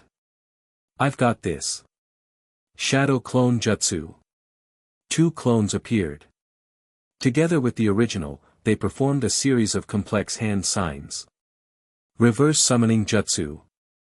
Naruto had no idea if it would work across dimensional boundaries, but the crystal from the protector pulsed in his pocket, seemingly amplifying the technique. Golden light surrounded the trio, and the desert landscape dissolved around them. They reappeared in a forest clearing that Naruto immediately recognized, not Konoha, but another location from the previous day's journey. The stone circle, Calypso identified, looking around in surprise. How did you bring us here? Modified summoning technique, Naruto explained, slightly winded from the effort. Usually brings me to Mount Myaboku, but I focused on this place instead since we've been here before. Zoe looked impressed. Quick thinking. The gods will not expect us to return to a site we've already visited. The golden pool at the circle's center rippled as if greeting them. Naruto approached it, drawn by an intuitive understanding that had been missing during their first visit. I think I can use this, he said, kneeling beside the energy source. These pools are connection points, places where the boundaries between realms are naturally thinner. Thou means to travel home? Zoe asked, her voice carefully neutral. Naruto looked up, noting the subtle shift in her expression. Not yet. There's still too much I don't understand, and running away won't solve anything. He placed his hand in the golden liquid, but instead of submerging himself in memories as before, he directed the energy deliberately. The crystal from the cavern hovered above his palm, spinning slowly as it absorbed power from the pool. What are you doing? Calypso asked, kneeling beside him. Creating a viewing portal, I think, Naruto replied, the knowledge flowing into him from some deeper part of his consciousness. I want to see what's happening in other realms, including mine. The crystal expanded, forming a window-like aperture floating above the pool.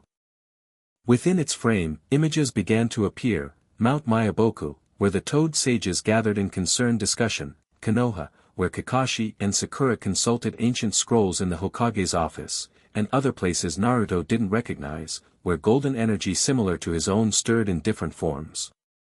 The awakening affects multiple realms simultaneously, Zoe observed. Just as the mural suggested. Good news is time seems to be moving differently, Naruto noted, watching the toads. They're still in initial response mode, not full-blown panic. Probably only been a few hours there.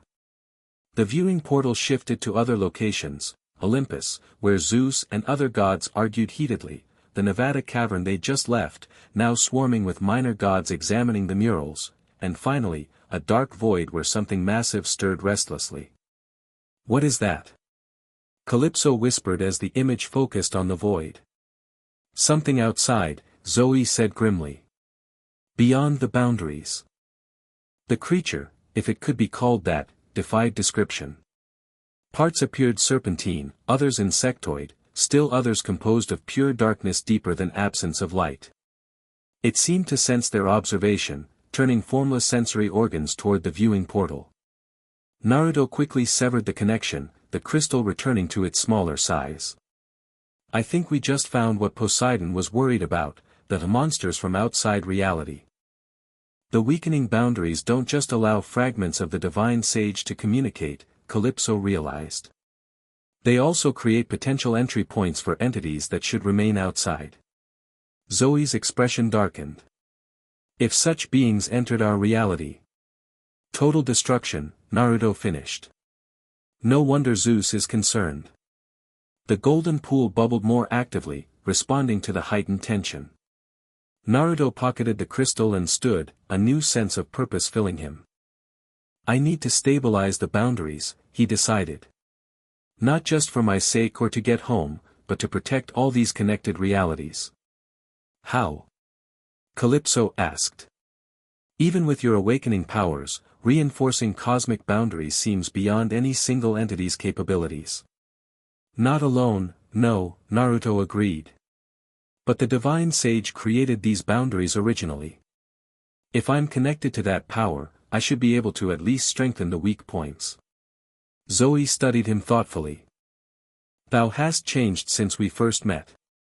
Less confused, more purposeful." "The memories help," Naruto admitted. "They're still fragmented, but I'm starting to understand my connection to all this."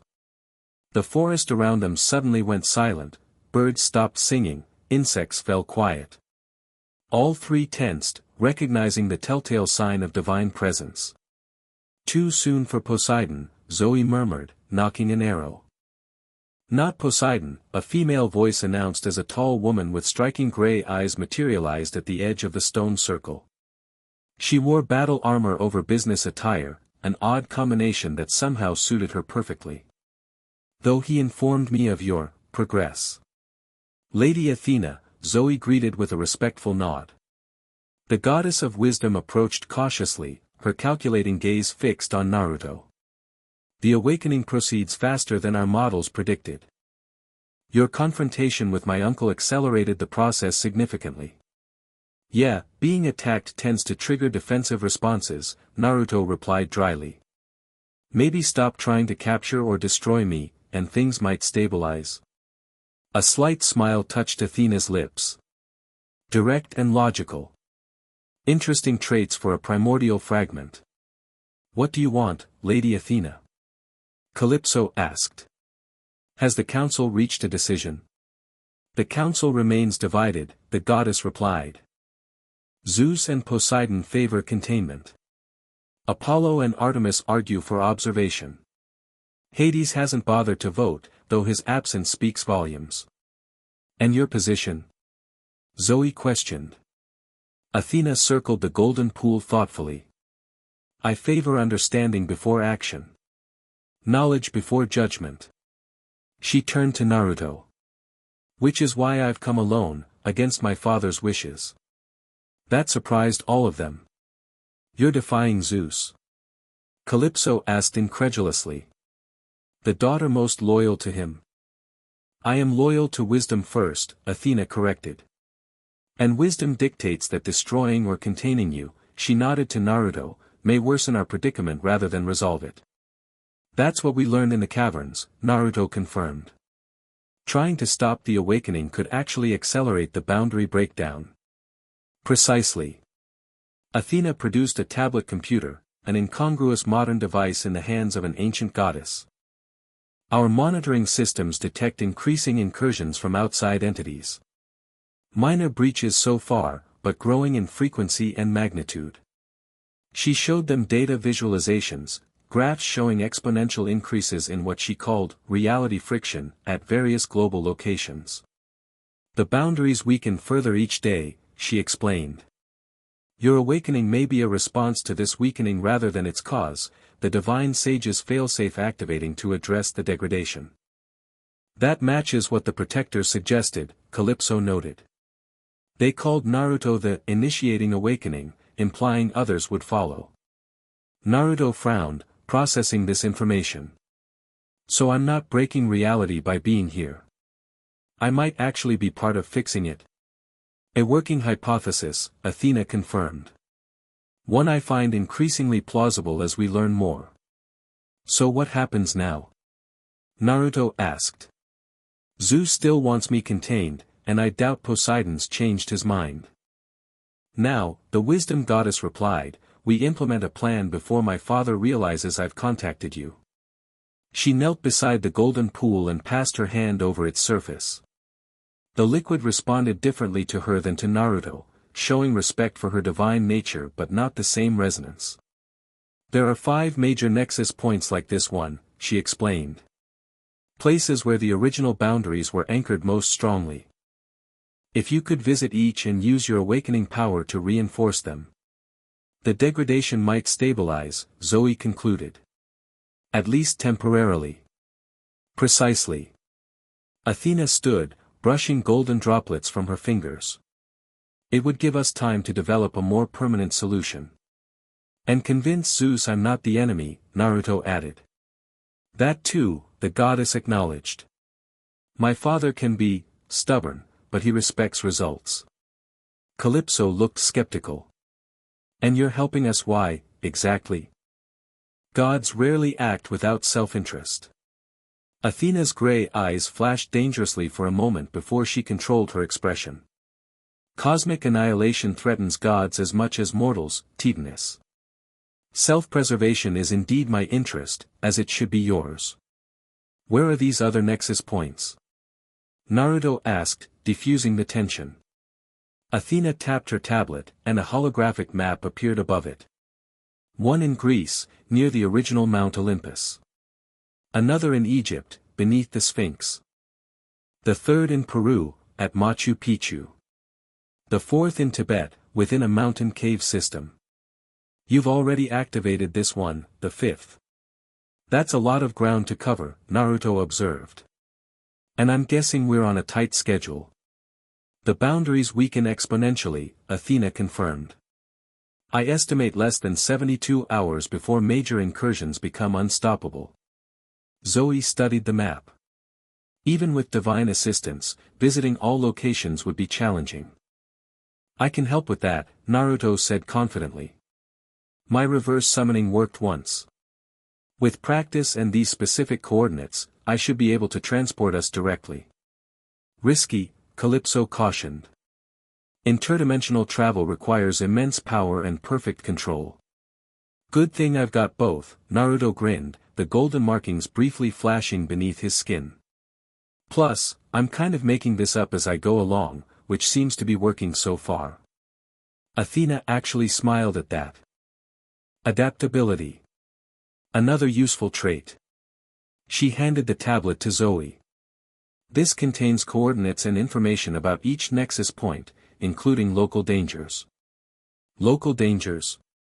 Naruto repeated. Each site has developed its own protection systems over millennia, the goddess explained. Some natural, others placed by various pantheons. The Greek site, for instance, is guarded by remnants of Typhon's children.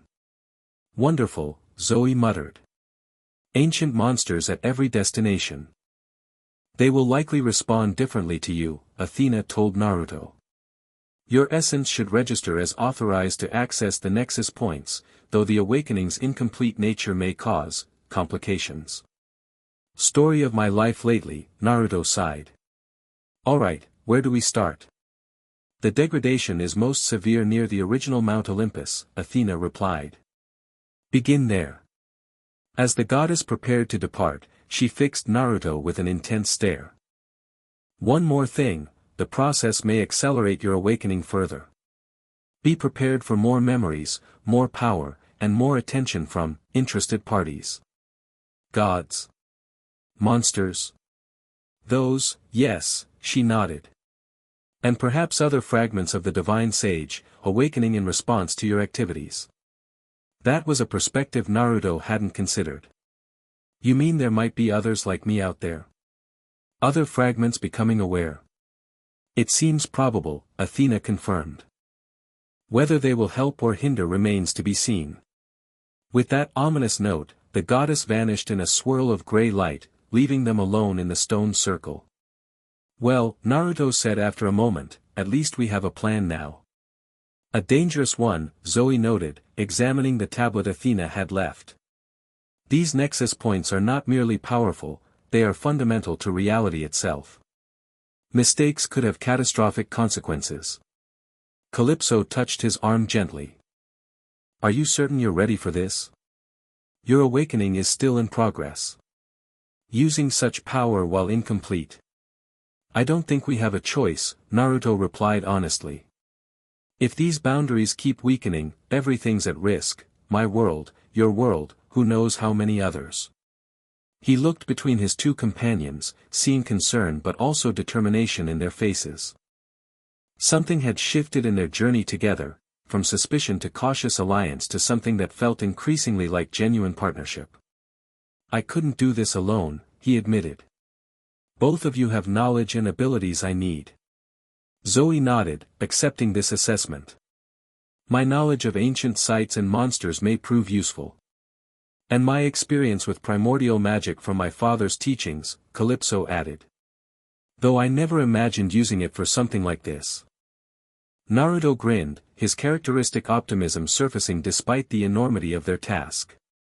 Then it settled. Team Divine Sage is heading to Greece. Zoe rolled her eyes at the name, but a small smile played at her lips. Thy enthusiasm remains thy most mortal quality. And one of his most valuable, Calypso observed quietly. Together, they gathered around the golden pool, preparing for the most ambitious dimensional jump yet. Naruto concentrated on the coordinates from Athena's tablet, allowing the crystal from the protectors to amplify his jutsu. The golden marking spread across his skin, responding to his heightened focus. Ready? He asked his companions.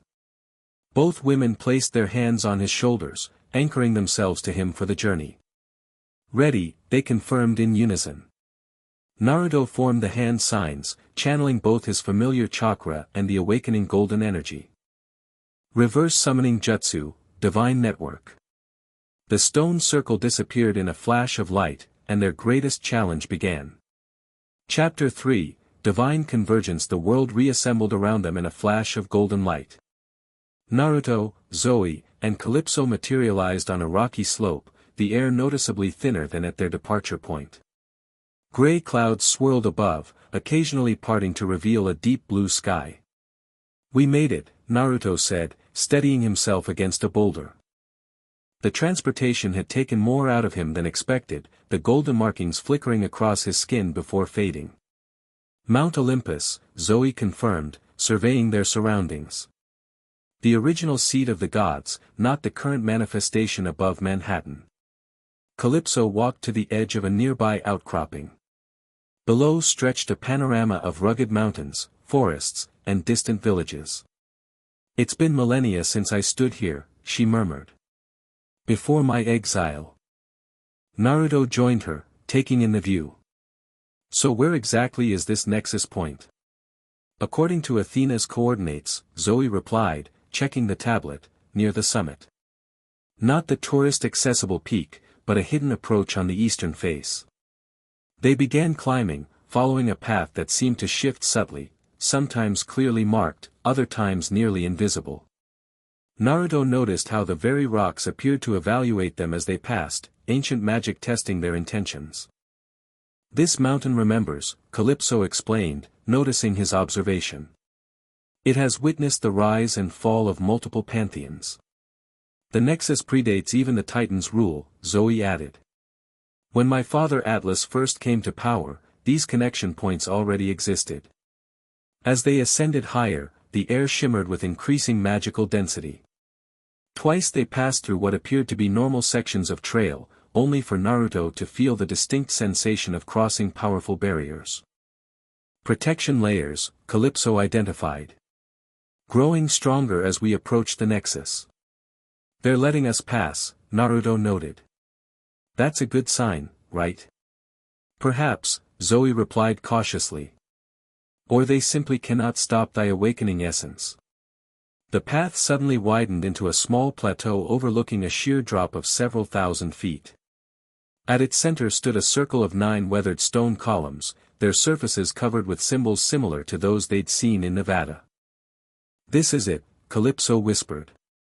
One of the original anchoring points. Naruto approached the columns, feeling the power emanating from them like heat from a furnace. The golden markings appeared on his skin automatically, responding to the ancient energy. Someone's been here recently, Zoe observed, kneeling to examine fresh footprints. Multiple someones.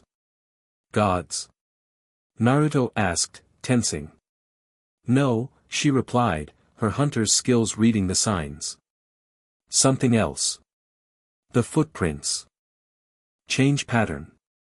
As if the creatures were transforming as they walked.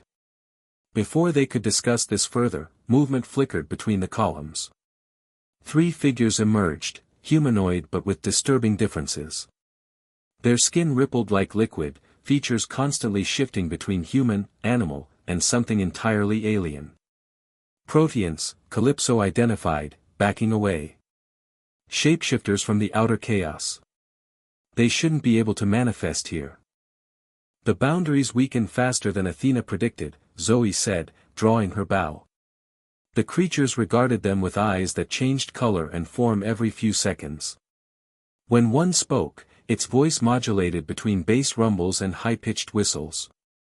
Fragment, returning, prevent, cycle. Naruto stepped forward, golden energy swirling visibly around him. I'm here to strengthen the boundaries, not break them. Let us pass. The lead Protean's form solidified briefly into something almost human. No, restoration. Only, freedom. Barriers, fall. They're not guardians, Calypso realized. They're infiltrators.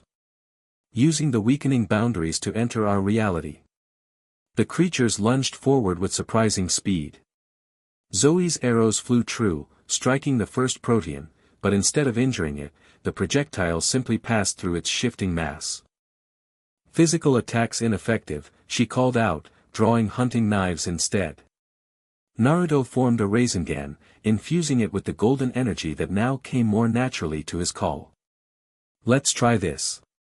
He drove the spiraling sphere into the nearest creature. This time the attack connected, the golden energy disrupting the Protean's unstable form. It shrieked in multiple harmonic tones as portions of its body destabilized, leaking what looked like liquid darkness. The divine sage's power affects them. Calypso shouted, dodging another creature's attack. She pressed her hands to the ground, channeling energy from her Titan heritage. Vines erupted from the rocky soil, wrapping around the third Protean. Though the plants couldn't hold the shapeshifter completely, they slowed it enough for Zoe to dart forward. Her hunting knives, now glowing with borrowed golden energy from Naruto's aura, sliced through the creature's unstable form. Like its companion, it dissolved partially, retreating toward the columns. The lead Protean, seeing its companions wounded, shifted into a more aggressive form, multiple limbs ending in wicked claws, a maw of constantly changing teeth. "You cannot stop coming," it growled as it charged Naruto directly. This time, Naruto didn't create a Rasengan. Instead, he allowed instinct to guide him, drawing on memories that weren't quite as yet somehow were. His hands formed unfamiliar signs as golden script appeared in the air around him. Primordial art, boundary enforcement. Golden chains erupted from the ground, identical to those he'd created on Ojigia but vastly more powerful. They wrapped around all three proteans, binding not just their physical forms but their very essence. "Return beyond the boundary," Naruto commanded, his voice resonating with authority that wasn't entirely his own. The creatures struggled briefly before their forms collapsed inward, pulled through microscopic tears in reality back to whatever chaos realm they'd emerged from. The golden chains sealed these tears as they went, reinforcing the weakened barriers. Silence fell over the plateau. Naruto staggered slightly, the effort of channeling such power leaving him momentarily drained. "That was..." Calypso began. "Impressive," Zoe finished, actually looking awed despite her usual reserve.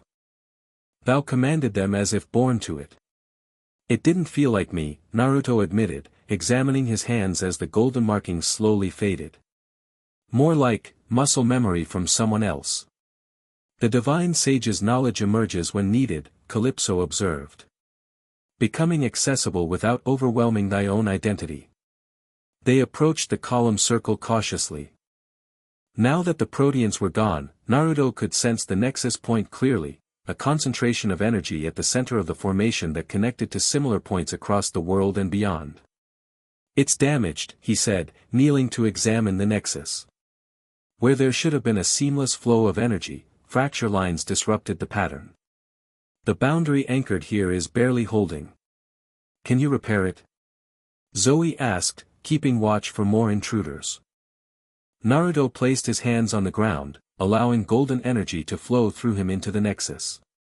Images flooded his mind, himself, yet not himself, creating these connection points eons ago, teaching young primordial entities how to maintain the boundaries between ordered reality and chaotic void. "I think so," he replied, eyes glowing with inner light. "The pattern is still there, just weakened. I need to reinforce it somehow." Calypso knelt beside him, placing her hands atop his. "My father taught me something of cosmic architecture, though I never understood its purpose until now. Perhaps I can help direct the flow." Together, they channeled energy into the damaged nexus. Naruto provided the raw power while Calypso guided it through the complex pathways. Zoe stood guard, her partial star nature allowing her to perceive approaching threats from multiple planes simultaneously. "Something's happening," she warned after several minutes. The sky. Above them, the clouds had begun spinning in a massive vortex centered directly over the column circle. Lightning flashed within the formation, but instead of normal blue-white bolts, these burned with golden fire. "The nexus responds," Calypso said, not breaking concentration. "The reinforcement creates visible effects across dimensions." Naruto felt the pattern strengthening beneath his hands. What had been fractured began healing, cosmic energy flowing more smoothly through the restored connections. With each passing moment, more of the divine sage's knowledge unlocked in his mind, not overwhelming him but integrating with his existing identity. "Almost there," he grunted, sweat beading on his forehead despite the mountain chill. A tremendous thunderclap shook the mountain, and the vortex above them parted to reveal a sight that made even Zoe gasp. Descending through the opening were a dozen figures radiating power, the Olympian Council in full assembly, led by Zeus himself. "They felt the boundary strengthening," Calypso warned. "We need to finish quickly." Naruto redoubled his efforts, pouring more energy into the nexus. The golden markings now covered his entire body, glowing so brightly that the stones around him cast shadows despite the dim daylight. The gods touched down on the plateau just as the final connection sealed. The nexus flared with renewed power, sending a pulse of golden energy outward that momentarily illuminated similar connections across the globe, in Egypt, Peru, Tibet, and North America. It is done, Naruto said, standing to face the Olympians as the golden glow subsided to a steady aura around his form. Zeus stepped forward, lightning crackling around his pinstriped suit. His expression combined anger, suspicion, and reluctant respect. Divine Sage, he addressed Naruto formally. Or whatever fragment of him you may be. You interfere with cosmic architecture without permission. With respect, Naruto replied evenly, I think I'm the one who built it in the first place. Murmurs ran through the assembled gods. Poseidon, standing just behind his brother, gripped his trident tightly. Athena, her face carefully neutral, positioned herself where she could observe both sides. You admit it then? Zeus demanded. You claim to be the divine sage returning. I'm Naruto Uzumaki, he corrected. But yes, I carry fragments of the divine sage's power and memory. And I just helped fix a boundary that was keeping out some very nasty visitors. The Proteans, Athena interjected. They've breached reality in 17 locations globally in the past hour alone. This is the first breach point to be resealed. Zeus glared at his daughter. You assisted them against council orders. I prioritized cosmic stability over procedural concerns, she replied unapologetically. The data supports my decision. Apollo stepped forward, his youthful appearance belying ancient eyes that now studied Naruto with intense focus. The boundary repairs are genuine, he confirmed. I can sense the stabilization pattern extending outward. It matches the original weaving. Artemis moved to stand beside her brother. And my lieutenant, she asked, looking to Zoe. What part have you played in this, Nightshade? Zoe knelt briefly before her patron goddess. I have witnessed, my lady. The fragment speaks truth, he fights to preserve the boundaries, not destroy them. And the Titaness? Poseidon gestured toward Calypso with his trident. Another ancient power conveniently freed from rightful imprisonment. My knowledge helped direct the restoration, Calypso replied, meeting the sea god's gaze without flinching. Some punishments outlive their purpose, Earthshaker. Tension crackled between the assembled powers. Naruto remained centered, allowing the divine sage's cosmic awareness to integrate with his shinobi training. He sensed the gods' fear beneath their anger, fear of change, fear of losing control, fear of the unknown. Look, he said, breaking the standoff, I get why you're worried. Something ancient and powerful shows up, boundaries start breaking down, weird monsters appear. I'd be suspicious too. Yet you expect us to simply trust your intentions? Zeus asked skeptically. I expect you to look at the evidence, Naruto countered. I just fixed a major breach point. We have 4 more to stabilize before the damage becomes irreparable. The boy is right, a new voice announced as a tall, pale figure materialized from the shadows at the edge of the plateau. His dark robes absorbed light, and a crown of twisted black metal adorned his head. Hades, Zeus acknowledged his brother with evident surprise. You rarely leave your realm these days. The underworld sits closest to the outer dark, Hades replied grimly. We have felt the boundary weakening most acutely. Ancient things stir in Tartarus, responding to the disruption. The Lord of the Dead turned his ageless eyes to Naruto. I recognize this energy, he stated.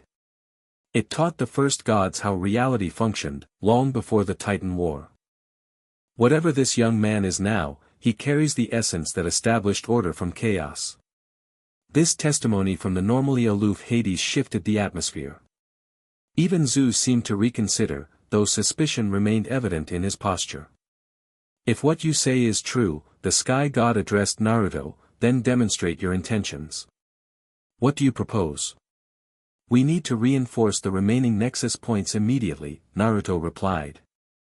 Egypt, Peru, Tibet, and return to strengthen the North American site fully. Each repair will help stabilize the whole network. And afterward? Poseidon pressed. When the boundaries are secured? What then, divine sage?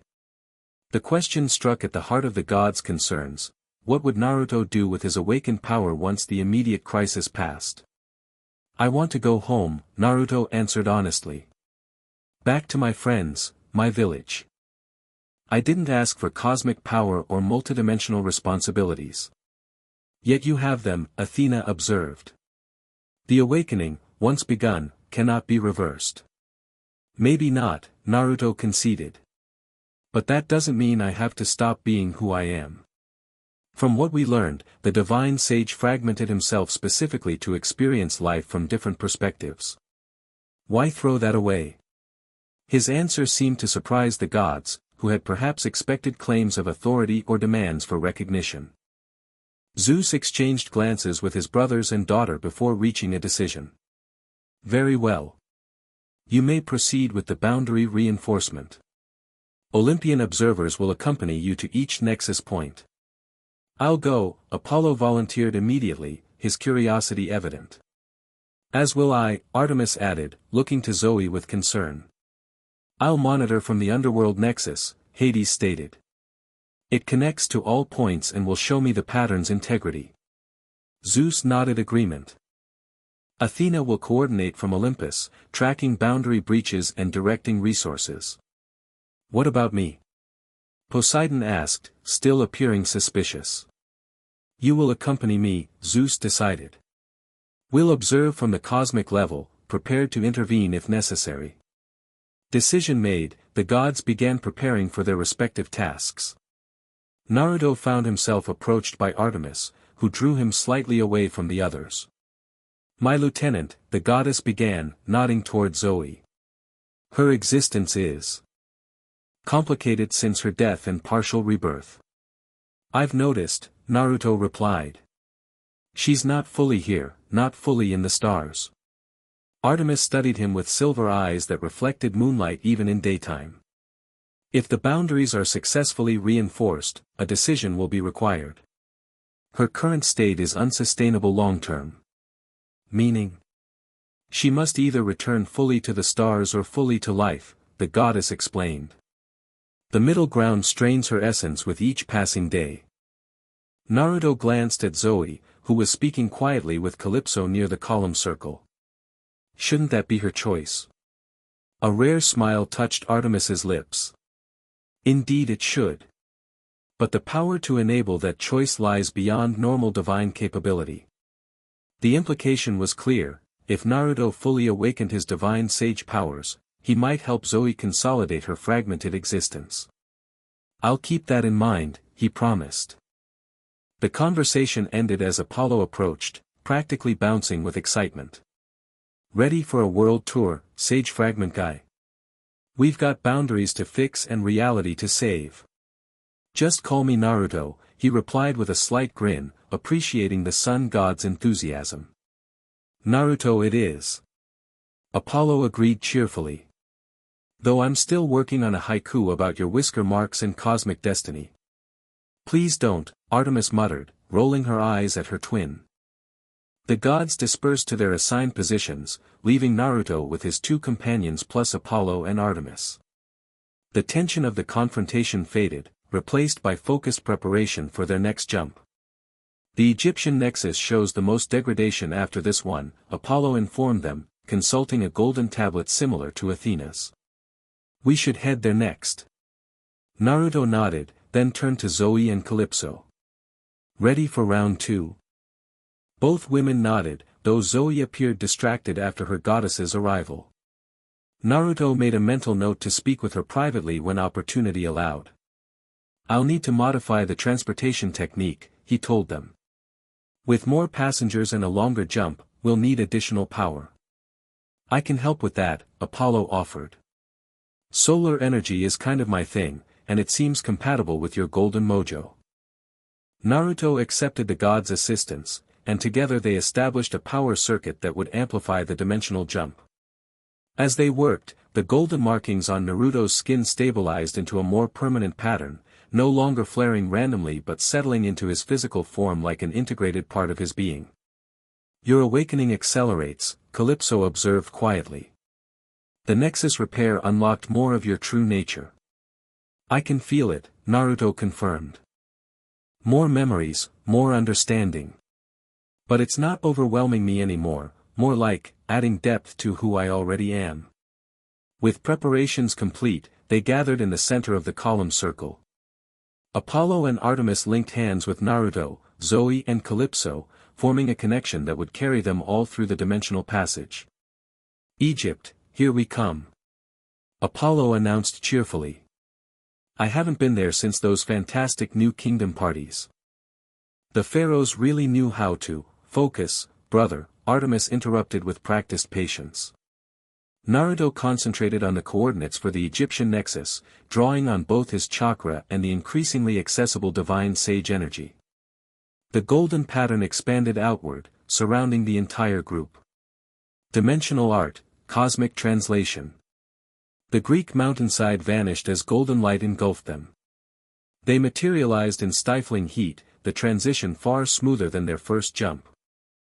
Before them rose the weathered form of the Sphinx, its enigmatic face gazing eternally eastward while tourists gathered around its base.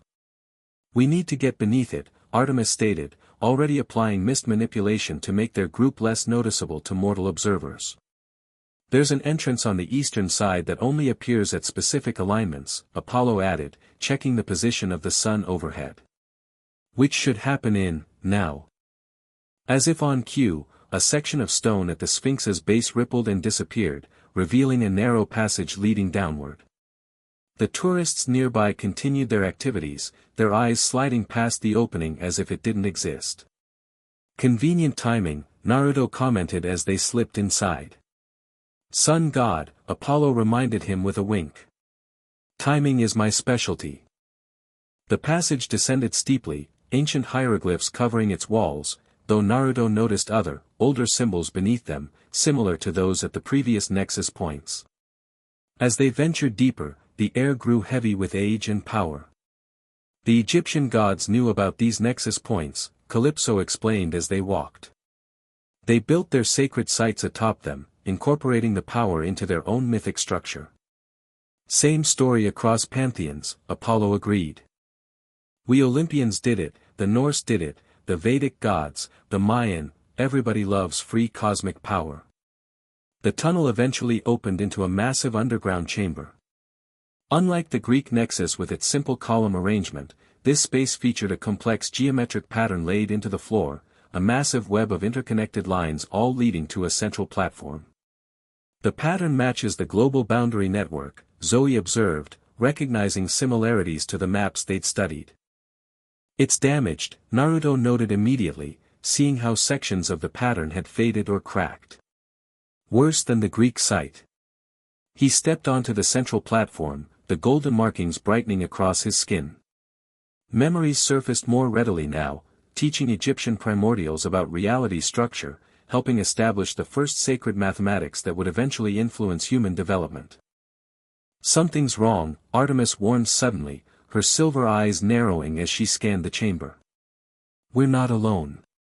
From the shadows emerged figures that appeared human at first glance, men and women in ancient Egyptian garb. But their movements were too fluid, their eyes too knowing. Egyptian gods, Apollo identified. Or what's left of them after millennia of fading worship.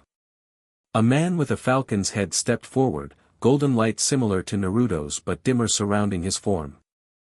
The boundary weakens, he stated in a voice like wind over sand. The devourer stirs in the void. We're here to strengthen it, Naruto replied. We know what you are, Fragment, the falcon-headed god interrupted.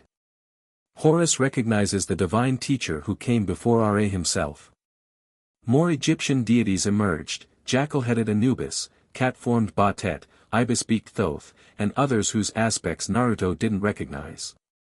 They formed a circle around the central platform, watching with ancient eyes. They're not hostile, Calypso observed quietly. They're expectant. Thoth stepped forward, scroll and stylus in hand. The boundaries fail according to predicted patterns. The cycle approaches completion. What cycle? Naruto asked, though part of him already knew the answer. Fragmentation, experience, return, Thoth replied. The divine teacher's path. We have maintained our portion of the boundary as instructed, but our power wanes with each generation. Will you help us repair it? Naruto asked. The Egyptian gods exchanged glances before Horus answered. We will lend what power remains to us, but the primary working must be yours. The boundary responds to its creator's essence. With that, the assembled deities raised their hands, channeling their remaining divine energy toward Naruto and the central platform. The gesture touched him deeply, gods from a fading pantheon giving their precious power to preserve reality structure. Let me help, Calypso stepped onto the platform beside him. I can translate between your energy and theirs. Naruto nodded gratefully as they knelt at the nexus point. This time, he didn't need instruction. The divine sage's knowledge flowed more naturally, guiding his actions as he placed his hands on the damaged pattern. Golden energy spread from his touch, following the complex geometric lines across the chamber floor. Where the pattern had faded, it brightened, where cracks had formed, they sealed. Calypso directed the Egyptian gods' contributions, weaving their ancient power into the restoration. Apollo and Artemis added their Olympian energy, the sun god's golden light and the moon goddess's silver illumination strengthening different aspects of the boundary. As the repair progressed, the chamber began to shake. Dust fell from the ceiling as the entire structure responded to the power flowing through it. The nexus resists, Zoe warned, maintaining position near the entrance. Something fights against the restoration. She was right. Naruto could feel it now, a dark pressure pushing back against his efforts, something vast and hungry sensing its potential entry point being closed. The Devourer, Horus confirmed grimly. It tests the boundary, seeking weakness. Naruto pushed harder, drawing deeper on the divine sage's power.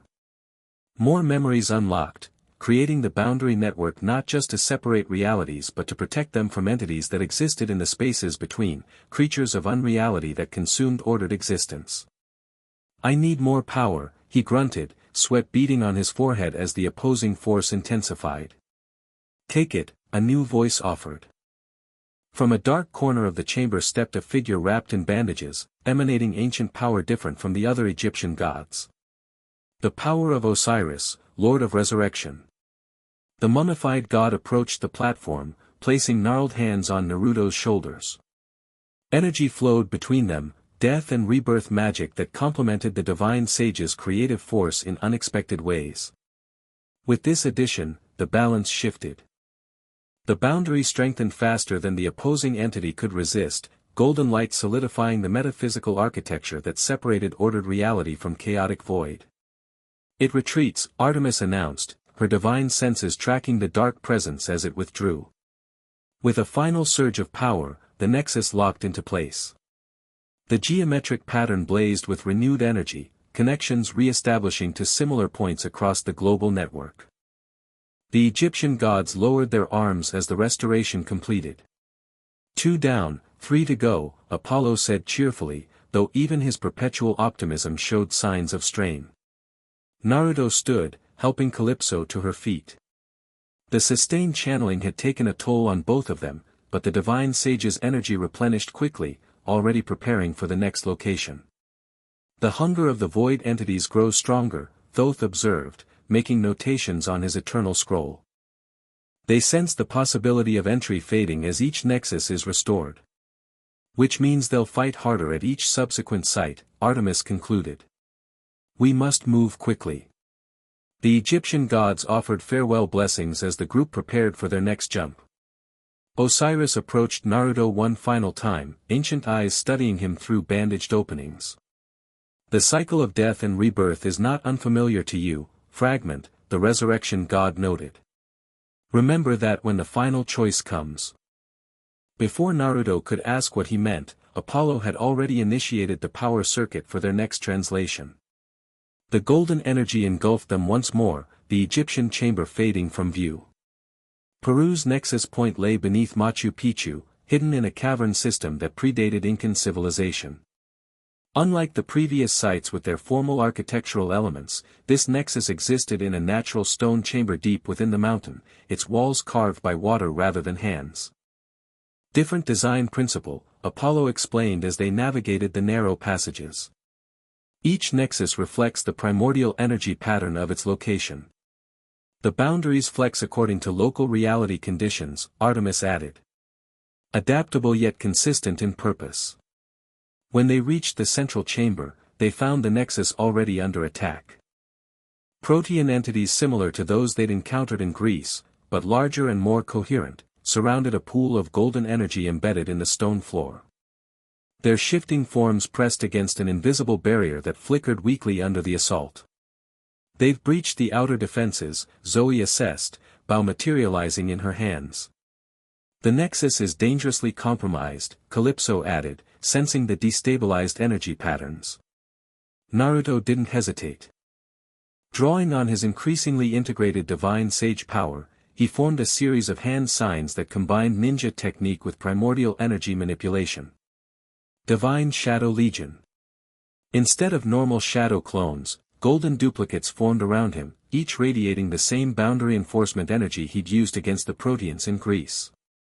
They launched forward, engaging the void entities while the original Naruto approached the nexus point. Apollo and Artemis joined the battle, their divine weapons proving effective against the increasingly material invaders. Zoe's arrows, now permanently infused with a portion of Naruto's golden energy, found vulnerable points in the creature's unstable forms. They're more physically present than before, Calypso noted as she joined Naruto at the Nexus pool. The boundary degradation allows them greater manifestation. Which means they can be hurt more effectively, Naruto replied, but also that they can do more damage if they fully cross over. The Nexus pool bubbled erratically, its golden surface occasionally darkening with void-like patches. Naruto immersed his hands in the energy, wincing as conflicting forces battled within the connection point. "This is bad," he muttered. "The corruption goes deeper than the previous sites." Calypso placed her hands beside his. "I can feel it. The void energy has penetrated the fundamental structure." As they worked to cleanse and restore the Nexus, Naruto became aware of presences joining them, not physically present but connecting through the boundary network itself. Hades appeared as a shadowy reflection on the pool's surface, lending underworld energy that helped identify and extract void contamination. From Olympus, Athena's wisdom manifested as structural guidance, helping rebuild damaged connections. Most surprisingly, from the Greek nexus they'd already restored, Zeus and Poseidon contributed their power, the sky god's lightning and the sea god's oceanic force reinforcing the work from a distance. The Olympians have decided to fully support the restoration, Artemis called over the sounds of battle, noting Naruto's surprised expression. Hades convinced them the threat outweighed their concerns about your awakening. With this combined effort, the Nexus began responding. Golden energy flowed more smoothly through the pool, darkness retreating as boundaries reasserted themselves. The Proteans fighting Naruto's clones and the Divine Twins sensed the shift, their forms becoming less stable as the reality they sought to invade strengthened against them. "The pattern reconnects to the network," Calypso announced as the golden energy stabilized. "This nexus is secure." The remaining Proteans, now cut off from their source in the void, dissolved into nothingness. Apollo's golden arrows dispelled the last traces of their presence while Artemis reinforced the chamber's physical security with moonlight barriers. "That was closer than the others," the sun god observed, his usual cheerfulness tempered by genuine concern. "The contamination pattern suggests coordinated attack." "The void entities are working together," Artemis agreed. "Learning from each incursion." Naruto stood from the Nexus pool, the golden markings now permanently visible on his skin though subdued when not actively channeling power. Each restoration furthered his awakening, memories and abilities integrating more completely with his existing identity. "How are you holding up?" Calypso asked him quietly while the others assessed the chamber's security. "It's strange," he admitted. "I remember more with each nexus, teaching the first conscious entities, establishing the boundary network, fragmenting myself across realities. But I still feel like Naruto. Like I've added knowledge without losing myself." "Perhaps that's the point," she suggested. The divine sage fragmented to experience existence from different perspectives. Why discard those perspectives when reunifying? The concept resonated with him deeply.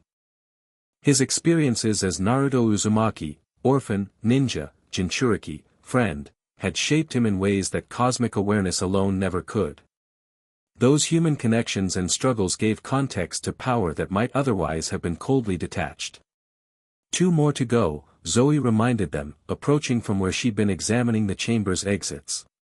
Tibet next, then returning to North America for the final reinforcement. Naruto nodded, gathering his strength for the next jump. Though the divine sage's energy seemed inexhaustible, his human body still felt the strain of channeling such power repeatedly. Brief rest first, Artemis decided, noting his fatigue. 10 minutes to recover before the next translation. They settled in different parts of the chamber, each processing the escalating nature of their mission in their own way. Apollo composed quiet music on a small lyre that materialized in his hands. Artemis communed silently with the wild energy that permeated even this deep underground space. Calypso meditated, balancing the titan power within her against the new energies she'd been handling. Naruto found himself joined by Zoe, who had maintained a certain distance since Artemis's arrival. "Your goddess mentioned something about your condition," he said carefully. "About being caught between states." Zoe's expression remained neutral, though her eyes revealed inner conflict. "My lady spoke of my divided essence. It is uncomfortable to discuss. I didn't mean to pry." "No," she sighed, her formal speech patterns momentarily relaxing. "It is relevant to our task. My existence strains the very boundaries we seek to reinforce, part of me in the stars, part in physical form. Artemis suggested that once the boundaries are stabilized, you'll need to choose one state or the other." Zoe nodded grimly. "The temporary dispensation that allows my partial return cannot continue indefinitely. I must either fully return to life or fully join the constellation." "Which do you want?" Naruto asked gently. The hunter stared into the distance, her partial translucence more noticeable in the dim cavern light. "I have served Lady Artemis for millennia. The stars offered peace after my death." She paused, struggling with unfamiliar vulnerability. "Yet these recent days, fighting alongside thee and Calypso. I have remembered what it means to truly live." The admission clearly cost her something. Zoë Nightshade had spent thousands of years defining herself through service and duty, first to her Titan father, then to Artemis. Personal desire remained an uncomfortable concept. "For what it's worth," Naruto said after a moment, "I think you've got a lot more living to do." A small smile touched her lips before she could suppress it. "Thy opinion is noted, divine fragment. Just Naruto, remember," he grinned. "The guy who keeps making up techniques as he goes along." Her smile widened slightly. "An effective approach, it seems." Their moment of connection was interrupted as Apollo announced the rest period's end. The group gathered once more, preparing for what might be their most challenging nexus yet. "The Tibetan site is remote," Artemis informed them. "High in mountains considered sacred by multiple traditions. Its isolation has protected it from direct corruption so far. Which means the void entities will focus their remaining strength there once they realize we're coming," Apollo added. "They're getting smarter with each confrontation." Naruto formed the hand signs for their dimensional translation, golden energy surrounding the group. "Then we'll just have to be smarter." The Peruvian cavern disappeared as they jumped once more through the boundary network. The Tibetan nexus existed within a mountain cave so remote that no human paths led to it. They arrived on a narrow ledge thousands of feet above sea level, the air thin enough that Naruto immediately enhanced his breathing with chakra techniques. How do mortals even reach this place, he wondered, looking at the sheer cliff faces surrounding them. "They don't," Apollo replied. "This nexus was deliberately placed beyond human access." Artemis nodded in agreement. "The divine sage, or you, in your original form, created this nexus as the master control point for the Asian continental boundaries. The cave entrance before them emanated golden light, pulsing in a rhythm that matched the now permanent markings on Naruto's skin. As they approached, he felt immediate resonance, stronger than at any previous sight. "This one feels different," he observed. "More, connected to me somehow." According to the records, Calypso explained, this was the last nexus established before the divine sage's fragmentation. It may retain more direct connection to your essence. The cave interior defied normal dimensional limits. Though the entrance appeared modest, the space within extended impossibly, revealing a vast chamber filled with stalactites and stalagmites that had grown into deliberate, geometric patterns over millennia. At its center floated a sphere of pure golden energy, not a pool like the Peruvian site but a freestanding orb that illuminated the entire cavern. The primary nexus for this hemisphere, Artemis identified. More powerful and complex than the others we've restored. Naruto approached the sphere cautiously, feeling its energy reaching out to him like a forgotten limb recognizing its owner. The golden markings on his skin brightened in response, patterns shifting to match those displayed within the orb. "It remembers you," Zoe observed. Before Naruto could respond, the cave temperature plummeted. Their breath fogged in suddenly freezing air as dark energy began seeping through tiny fractures in reality throughout the chamber. "They were waiting for us," Apollo warned, his bow materializing in his hands. "This is a trap." From each fracture emerged tendrils of void substance, darker than shadow, drawing together into a massive form that blocked the path between the group and the nexus sphere. Unlike the proteans with their fluid, changing appearances, this entity maintained a singular, terrifying aspect, a draconic shape with countless eyes and mouths opening across its surface. "Void amalgam," Calypso identified, horror evident in her voice. Multiple entities merged into one penetration force. The creature spoke, its voice a discordant chorus of countless individual sounds. "Divine fragment. We have waited. The cycle ends here." Artemis and Apollo immediately attacked, silver and golden arrows striking the amalgam simultaneously. Where they hit, its substance briefly disrupted but quickly reformed. "Normal divine weapons have limited effect," Artemis called out, already adapting her strategy. "We need the boundary energy." Naruto created a Rasengan infused with golden power, but before he could charge, the amalgam split into multiple tendrils that lashed out in all directions. One caught Zoe, wrapping around her semi-translucent form and pulling her toward the main mass. "Zoe!" Naruto shouted, changing direction to intercept. The hunter struggled against the tendril, her form flickering between solid and star matter where the void substance touched her. "I cannot break free," she called, fighting with her hunting knives. "It disrupts my essence." Calypso launched her own attack, channeling Titan energy through the cave floor to create crystal spikes that temporarily pinned several tendrils. "Its primary target is the Nexus," she warned. "We need to defend the sphere." The amalgam tightened its grip on Zoe, using her as a shield while extending other tendrils toward the golden sphere. Artemis fired arrows with incredible precision, severing smaller tendrils without risking her lieutenant. Naruto faced an immediate dilemma: protect Zoe or defend the Nexus. Either choice risked catastrophic consequences. "Apollo," he called to the sun god. "Can you hold the Nexus temporarily?" Apollo nodded, immediately understanding the plan. He launched himself toward the golden sphere, creating a barrier of solar energy around it. "Won't hold long against that thing," he warned. "Maybe 30 seconds. That was all Naruto needed. Drawing deeply on both his ninja training and the increasingly accessible divine sage power, he created 2 shadow clones, not the golden variants from Peru but perfect duplicates sharing his full power. "Get Zoe," he ordered one clone before turning to the other. "You're with me on the Nexus."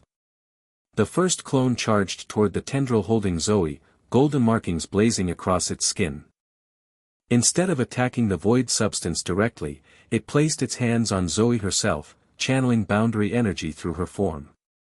"What are you doing?" she gasped as golden light suffused her translucent body. Solidifying your existence, the clone replied, drawing on divine sage knowledge. Temporarily removing the division between your physical and star forms. The process worked immediately. Zoe's form stopped flickering, becoming fully corporeal as the clone integrated her divided essence. The void tendril, designed to exploit her divided nature, could no longer maintain its grip. Meanwhile, Naruto and his second clone reached the Nexus sphere, reinforcing Apollo's faltering solar barrier. The amalgam redirected its attack, abandoning Zoe to focus all tendrils on the Nexus itself. We need to repair and activate it simultaneously. Naruto shouted over the chaos.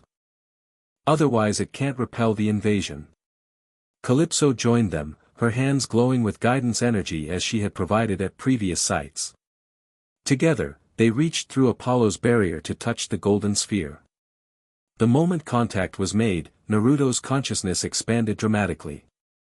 Unlike the partial memories triggered at previous Nexus points, this connection opened direct access to the Divine Sage's full awareness. For a breathtaking moment, he perceived reality from a cosmic perspective, countless worlds connected by the boundary network, infinite variations of existence all maintained in delicate balance. He saw himself, the original unified consciousness, teaching newly formed primordials across multiple pantheons, guiding young gods in their development, establishing cosmic architecture that would allow reality to flourish while protected from void predation. Most importantly, he understood the fragmentation process that had created Naruto Uzumaki, alongside countless other incarnations across the multiverse. Not a division born of weakness but a deliberate exploration, an immersion in specific experiences that would ultimately enrich the whole. The full pattern, he whispered, the golden sphere responding to his touch by revealing the complete boundary network. I can see everything. Focus on this nexus, Calypso urged, maintaining contact despite the amalgam's increasingly frenzied attacks against Apollo's barrier. Complete restoration first, revelation later. Naruto narrowed his cosmic awareness, concentrating on the immediate task. With his second clone and Calypso providing stability, he initiated the deepest repair yet, not merely reinforcing the nexus but upgrading it, incorporating new protections against the specific void penetration techniques the entities had developed. The amalgam sensed the restoration proceeding and redoubled its efforts, breaking through Apollo's barrier at multiple points. Tendrils of void substance struck at Naruto directly, attempting to disrupt his connection to the sphere. Artemis intercepted these attacks, her divine form blazing with moonlight as she moved faster than mortal eyes could track.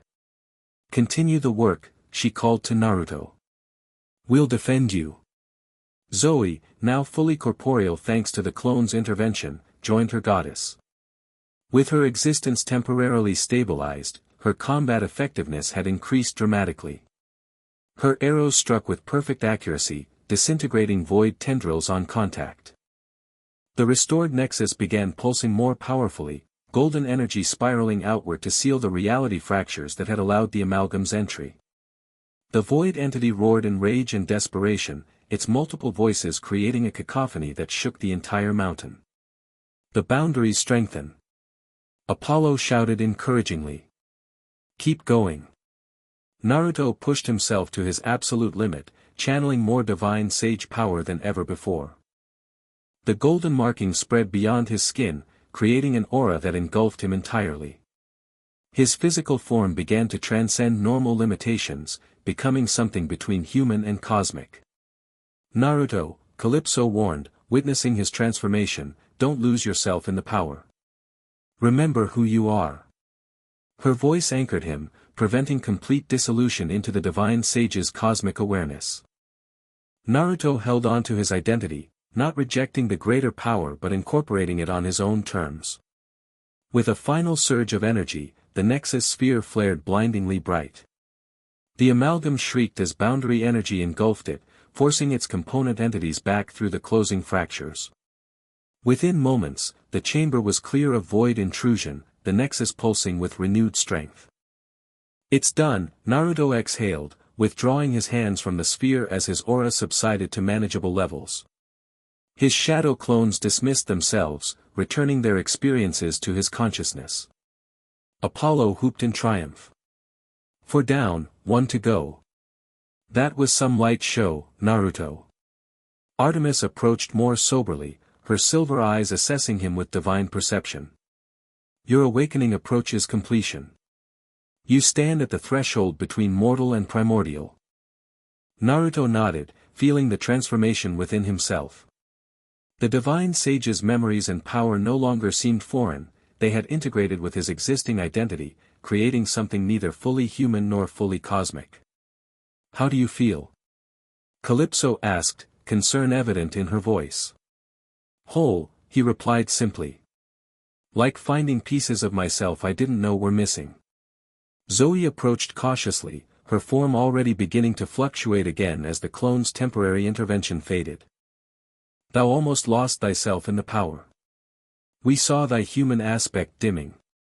But it didn't disappear, Naruto replied with a reassuring smile. I'm still me, just with really intense cosmic awareness as a bonus. His light-hearted response seemed to ease their concerns somewhat. Even Artemis relaxed her scrutiny, apparently satisfied that the awakening remained under control. The North American Nexus is our final destination, Apollo reminded them, consulting his golden tablet. According to Athena's analysis, once it's fully restored, the entire boundary network should stabilize. Naruto nodded, preparing for their final jump. 1 more to go, then I can focus on finding a way home, and maybe helping with some other issues. He glanced meaningfully at Zoe, whose form continued to flicker between states.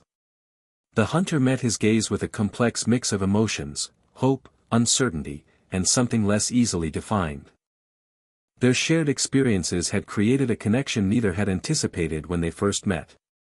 As Naruto initiated the dimensional translation, golden energy surrounding them once more, he felt more confident than at any previous jump. The divine sage's knowledge flowed naturally now, allowing precise control over their destination and transit. The Tibetan cave dissolved around them as they leaped through the boundary network toward their final challenge. They arrived at the North American stone circle where their journey had begun what seemed like ages ago. The familiar golden pool at its center pulsed with anticipation, sensing the near completion of the global restoration. What they hadn't expected was the welcoming committee. Zeus and Poseidon stood at the circle's edge, accompanied by Hades, Athena, and several other Olympians. Surrounding the entire site was a gathering of minor gods, nature spirits, and creatures of myth, all drawn to witness the final restoration of the boundary network. Word has spread, Apollo commented unnecessarily. Looks like we've got an audience for the grand finale. Zeus stepped forward as they materialized, his expression a careful neutral. The council has monitored your progress. The boundary repairs appear genuine and effective. Thanks for the vote of confidence, Naruto replied, matching the god's formal tone. 1 more nexus to go. This final restoration will have the greatest impact, Athena informed them, approaching with her tablet displaying complex energy patterns. As the most recently established nexus point, it serves as the master control for the modern era's boundaries. The void entities know this as well, Hades added grimly. They mass beyond reality, preparing a final assault to prevent completion. Naruto surveyed the assembled immortals. We could use all the help we can get for this one. Zeus nodded, evidently having anticipated this request. The Olympian Council will contribute power to the restoration. Other pantheons have pledged support through their respective nexus points. A unified defense, Poseidon elaborated. Egyptian, Norse, Hindu, Shinto, all major pantheons recognizing the existential threat. The mention of Shinto gods caught Naruto's attention, their pantheon shared similarities with some religious aspects of his own world. Perhaps another connection point between realities. Let's not waste time, Artemis urged, noting the darkening sky above them. The void gathers strength.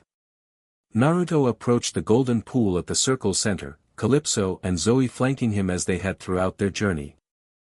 The three had developed an instinctive coordination, each complementing the other's abilities. As he knelt beside the pool, Naruto felt the cosmic awareness expanding within him again. This time, he embraced it while maintaining his core identity, exactly as the divine sage had intended when fragmenting consciousness across realities. Everyone who can contribute energy should form a circle, he instructed, the authority in his voice natural rather than forced. Those with combat abilities, prepare defenses. This won't go unopposed. The immortals responded without question, recognizing the divine sage's authority despite it coming from a seemingly young human. Gods, spirits and creatures arranged themselves according to function, creating a layered defense around the stone circle. Naruto placed his hands in the golden pool, Calypso and Zoë establishing contact beside him. Immediately, the connection formed, not just to this nexus but to all five they had restored, and through them to the entire boundary network spanning reality. I can see the complete pattern, he told his companions. The divine sage's original design, with adaptations for each era's needs. The boundaries responded to changing conditions, Calypso observed through their shared awareness. Flexible yet consistent in purpose. Like thee, Zoë added quietly. Adapting while maintaining thy core nature. Naruto began the restoration process, golden energy flowing from his fully awakened essence into the Nexus pool. Unlike previous sites where repairs addressed specific damage, this final activation required rebalancing the entire global network, synchronizing all Nexus points to create a self-sustaining system. As the work progressed, the sky above darkened unnaturally. Clouds formed swirling vortices, and the air itself seemed to thicken with tension. Zeus raised his master bolt, lightning crackling in anticipation of attack. They come, Hades announced, his underworld senses detecting the approaching threat first. Reality tore open at multiple points around the stone circle, not small fractures like before but gaping wounds in the fabric of existence itself. Through these portals poured void entities of all types, proteans, amalgams, and things even more alien, defying description in human terms. The defending immortals engaged immediately. Zeus hurled thunderbolts that momentarily illuminated the darkened landscape. Poseidon summoned water from deep underground, forming barriers against the invaders. Apollo and Artemis fired coordinated volleys that created corridors of light through the void entities' ranks. Keep working. Athena called to Naruto as she directed defensive positions. The attack means you're succeeding. Naruto maintained concentration on the restoration, aware that stopping now would leave reality permanently vulnerable.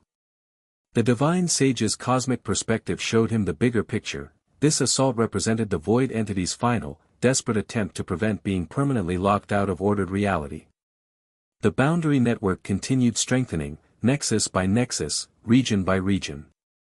As connections re-established, reality itself became more resistant to invasion. The void entities seemed to sense this, redoubling their efforts to reach the central stone circle. A massive amalgam, larger than any they'd encountered previously, broke through the defensive perimeter. It charged directly at the golden pool, multiple mouths roaring in discordant harmony. Zoë released her connection to the nexus, spinning to face the threat with bow materialized in her hands. Her form flickered rapidly between physical and stellar as she placed herself between the void entity and her companions. I'll hold it, she shouted, firing arrows that blazed with borrowed divine sage energy. The amalgam faltered under her assault but continued advancing, tendrils lashing out to ensnare her. Zoë dodged with preternatural grace, her partial star nature allowing movements impossible for a solid being. Zoë, fall back. Artemis called, trying to reach her lieutenant through the chaos. Complete the restoration. Zoë replied, continuing her desperate defense. I can manage this creature. But the void entity was learning, adapting to her fighting style. One tendril fainted, causing Zoë to dodge directly into another's path. It wrapped around her flickering form, exploiting the division in her essence that the Tibetan clone had temporarily healed. Naruto sensed her danger through their shared connection to the nexus. Without breaking his work on the restoration, he extended a portion of golden energy toward Zoë, attempting to stabilize her as the clone had done. It's not enough. Calypso warned, seeing the golden energy struggling to reach Zoe through the void interference. You can't maintain both the restoration and her protection simultaneously. The amalgam tightened its grip on Zoe, her form beginning to disintegrate where void substance contacted her divided essence. She fought valiantly, slicing tendrils with her hunting knives, but for each one severed, two more engaged. Naruto, she called, using his name directly for the first time, complete the boundary. My existence matters less than reality itself. Her selflessness crystallized something in Naruto's awareness, the perfect integration of his human identity with the divine sage's cosmic perspective. As Naruto Uzumaki, he had always refused to sacrifice companions for missions. As the divine sage, he had designed the boundary network to protect all forms of consciousness from void predation. I'm not choosing, he stated firmly, golden energy surging around him. Calypso, can you maintain the connection pattern for 30 seconds? She nodded, immediately understanding his intent. Go. In a flash of golden light, Naruto transferred his physical form to Zoe's position while maintaining energetic connection to the Nexus pool. The void tendrils immediately released her, sensing the greater prize of the divine sage's awakened essence. What are you doing? Zoe demanded as Naruto interposed himself between her and the amalgam. Being stubborn, he replied with a grin that was purely Naruto Uzumaki despite the cosmic power radiating from him. It's kind of my thing. The amalgam engulfed him completely, void substance attempting to corrupt or absorb his awakened essence.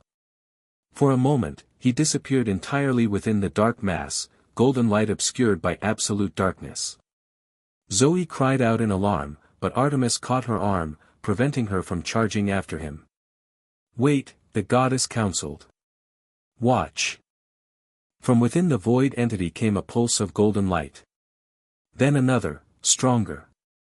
Then a continuous glow that illuminated the creature from within, revealing its structure as the divine sage's power mapped its entirety.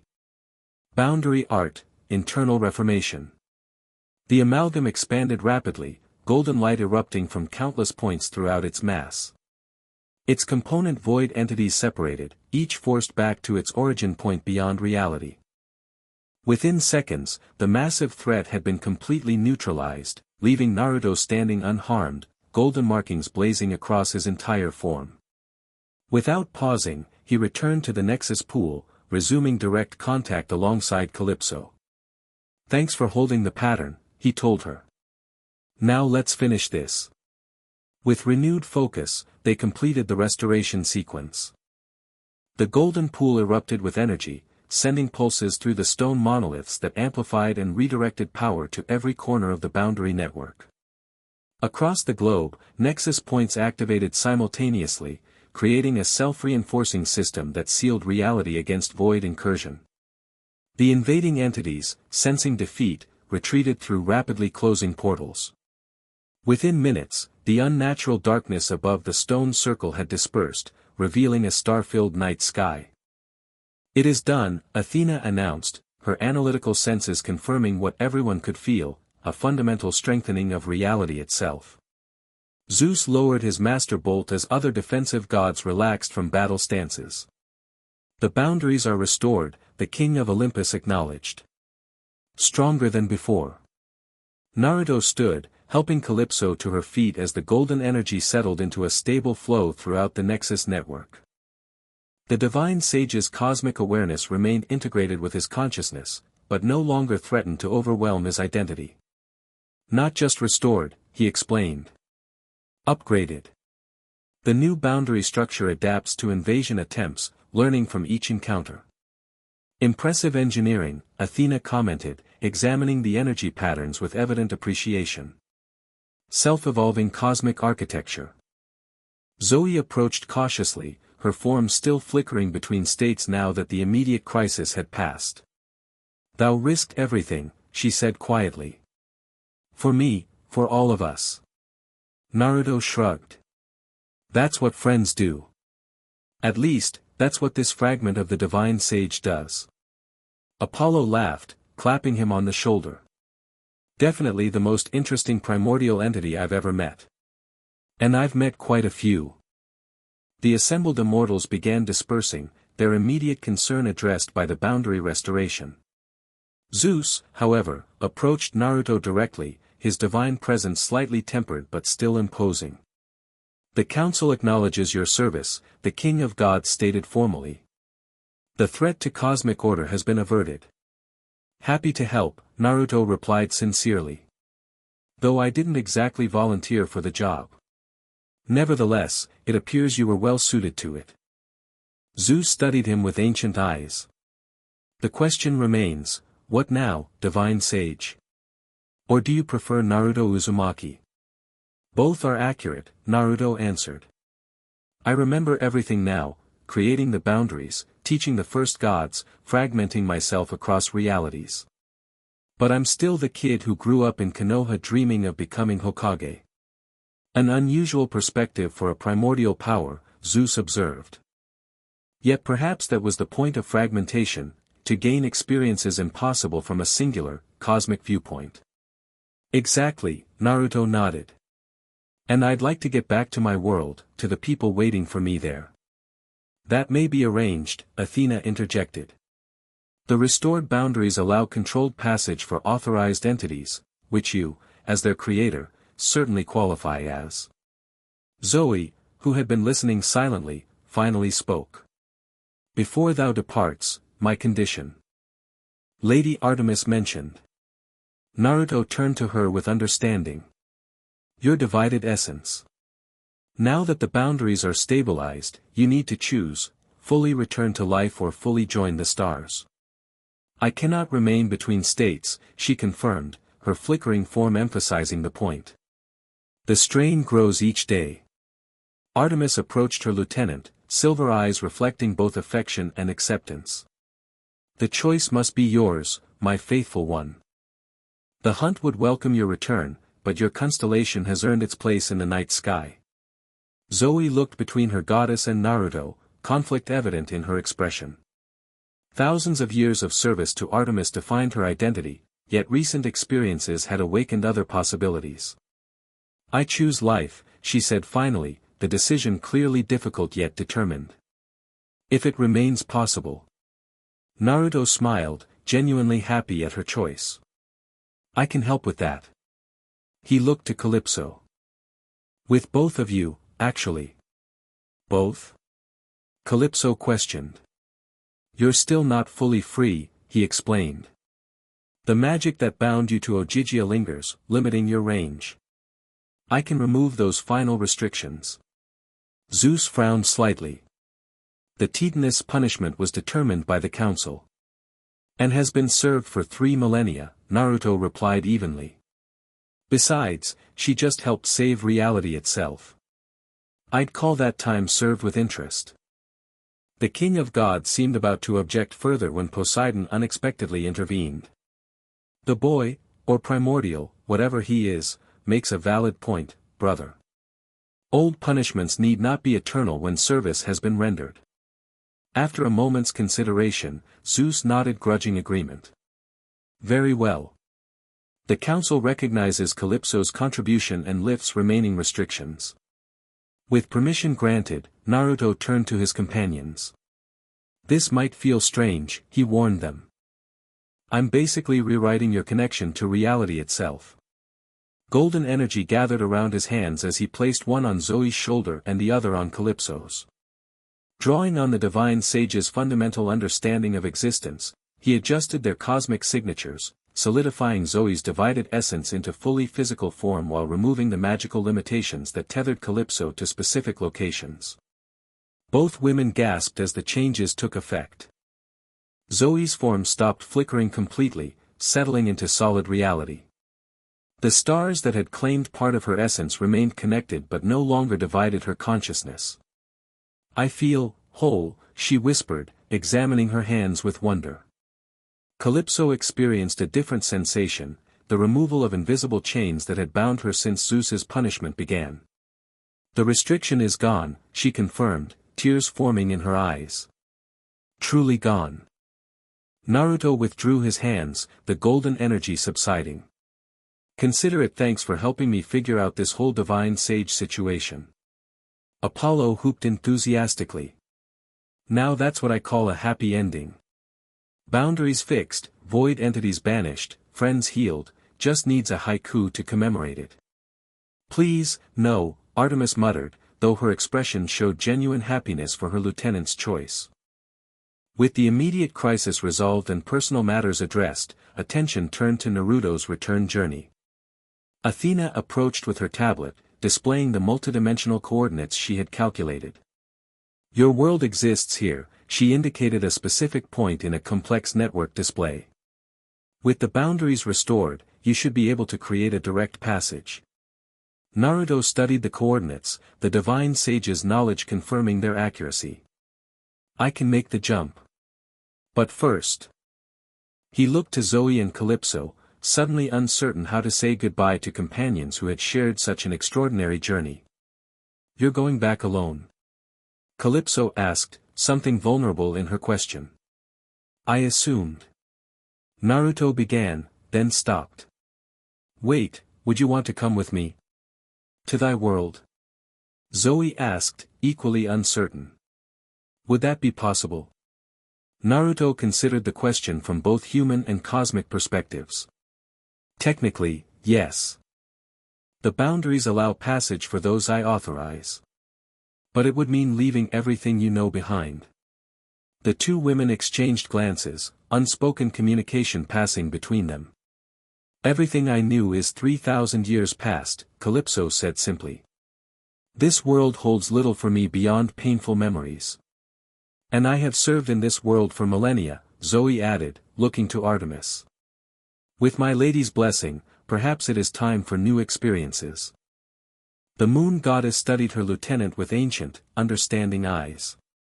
You have earned the right to choose your path, Zoë Nightshade. If this is truly your wish, you go with my blessing. Are you sure? Naruto asked them both. My world has its own dangers, its own wars. It's not exactly peaceful. We have faced cosmic entities and void monsters, Calypso replied with a slight smile. I believe we can manage ninja conflicts. And thy world lacks Olympian politics, Zoë added dryly. A significant advantage. Zeus cleared his throat meaningfully at this comment, but seemed disinclined to object to their departure.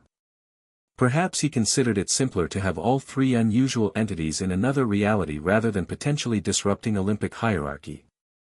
Then it settled, Naruto decided, genuine happiness filling him at the prospect of not leaving his companions behind. Team Divine Sage is heading to Konoha. Apollo dramatically wiped an imaginary tear. I'll miss you crazy kids. Visit sometime. I throw excellent parties. Perhaps someday, Naruto agreed, beginning preparations for their dimensional jump. With the boundaries restored, the technique would be more controlled than his previous attempts, allowing precise targeting of his home reality.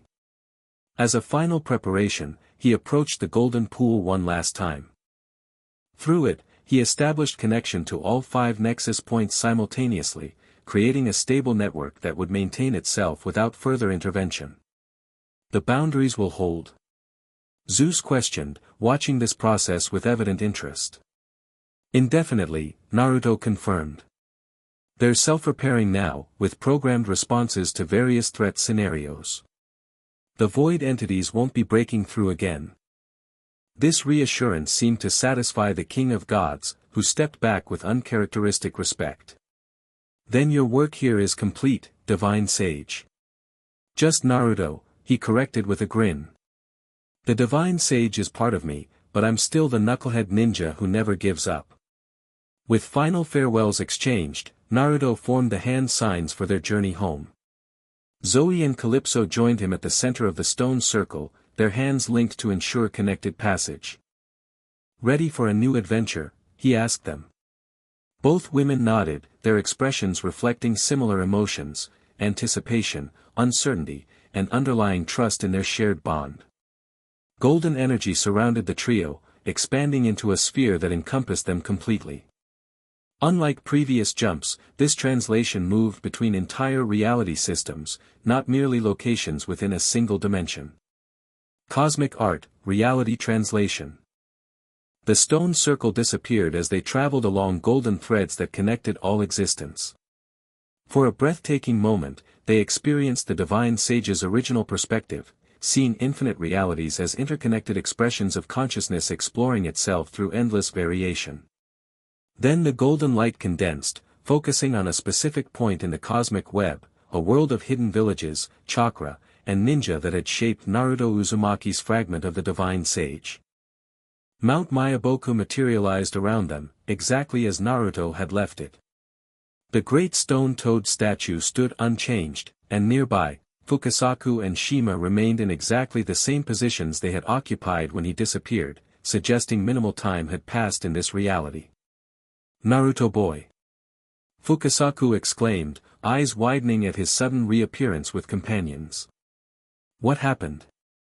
You vanished in golden light only moments ago.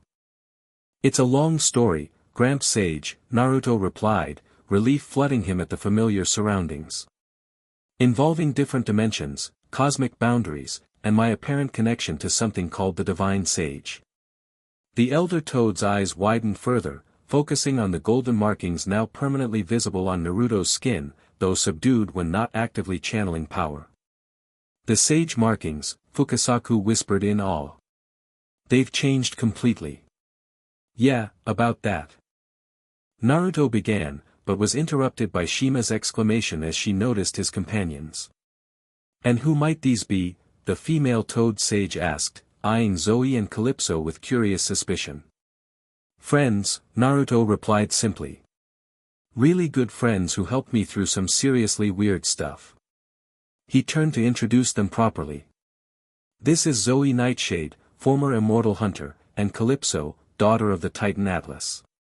Ladies, meet the great toad sages of Mount Myaboku. Both women bowed respectfully to the surprised amphibians. The toads, accustomed to strange circumstances surrounding their most unpredictable summoner, recovered quickly.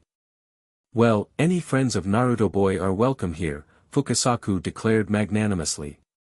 Though I sense you both carry unusual energies. Different from chakra, Shima agreed, hopping closer to examine them. But not hostile. They're adjusting to this world's energy system, Naruto explained. Their powers worked differently where they came from. As the initial introductions concluded, Naruto felt Kurama stirring within him, the Ninetales finally awakening from the dormant state he had entered when the dimensional shift occurred. What in all nine hells happened? The fox demanded, his presence flooding back into their shared consciousness. One moment we were training, the next I was forced into hibernation by some golden power even I couldn't fight. Kurama! Naruto exclaimed internally, genuinely happy to reconnect with his partner. Man, have I got a story for you. He quickly shared the highlights of their interdimensional adventure, feeling the fox's disbelief gradually shift to reluctant acceptance as the memories transferred. Divine Sage. Cosmic boundaries. Greek gods. Kurama grumbled. Only you could stumble into becoming some kind of primordial entity, Kit. Not exactly stumbling, Naruto corrected. More like remembering something I already was. Though I'm still me, just with some cosmic awareness on the side. Humph. At least your new status doesn't seem to interfere with our partnership, the fox observed, examining the golden energy now integrated with Naruto's chakra system. Though I sense it could enhance our combined abilities significantly. We'll figure it out together, Naruto promised. Like always. Externally, he returned his attention to the ongoing conversation, where Fukasaku was explaining recent events in Konoha.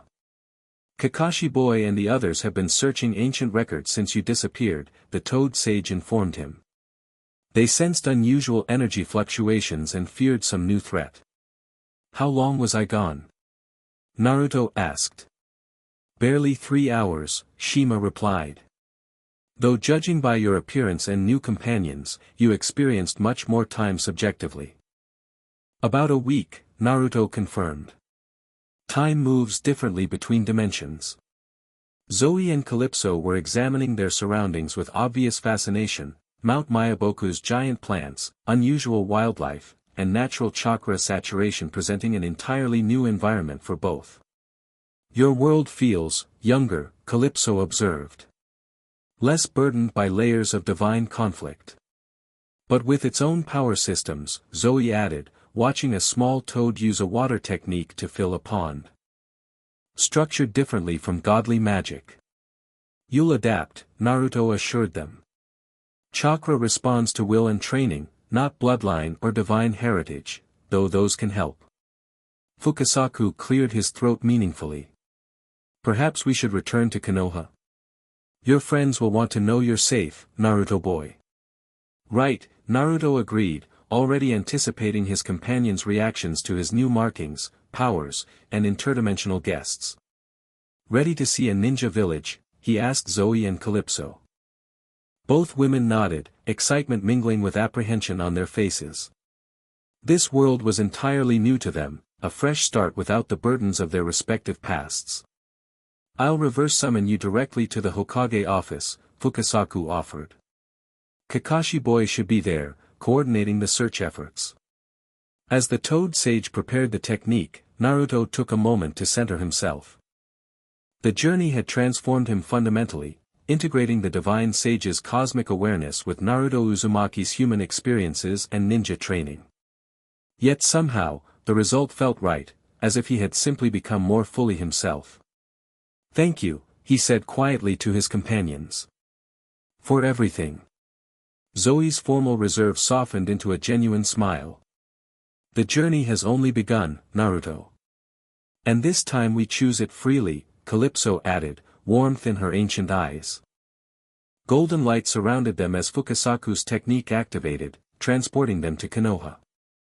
As they traveled, Naruto felt the cosmic connections he now perceived everywhere, the golden threads that bound all reality in a network of shared consciousness. One adventure had ended. Another was just beginning. And whatever challenges awaited in either his human life or cosmic responsibilities, he would face them with friends by his side and the unshakable determination that defined him across all his existences. The Divine Sage had fragmented to experience life from countless perspectives. Naruto Uzumaki had found friends and purpose against impossible odds. Now, both aspects united, his story continued, unique in all the infinite cosmos. The end. Thank you for watching this video. Please be sure to subscribe to our channel and like this video.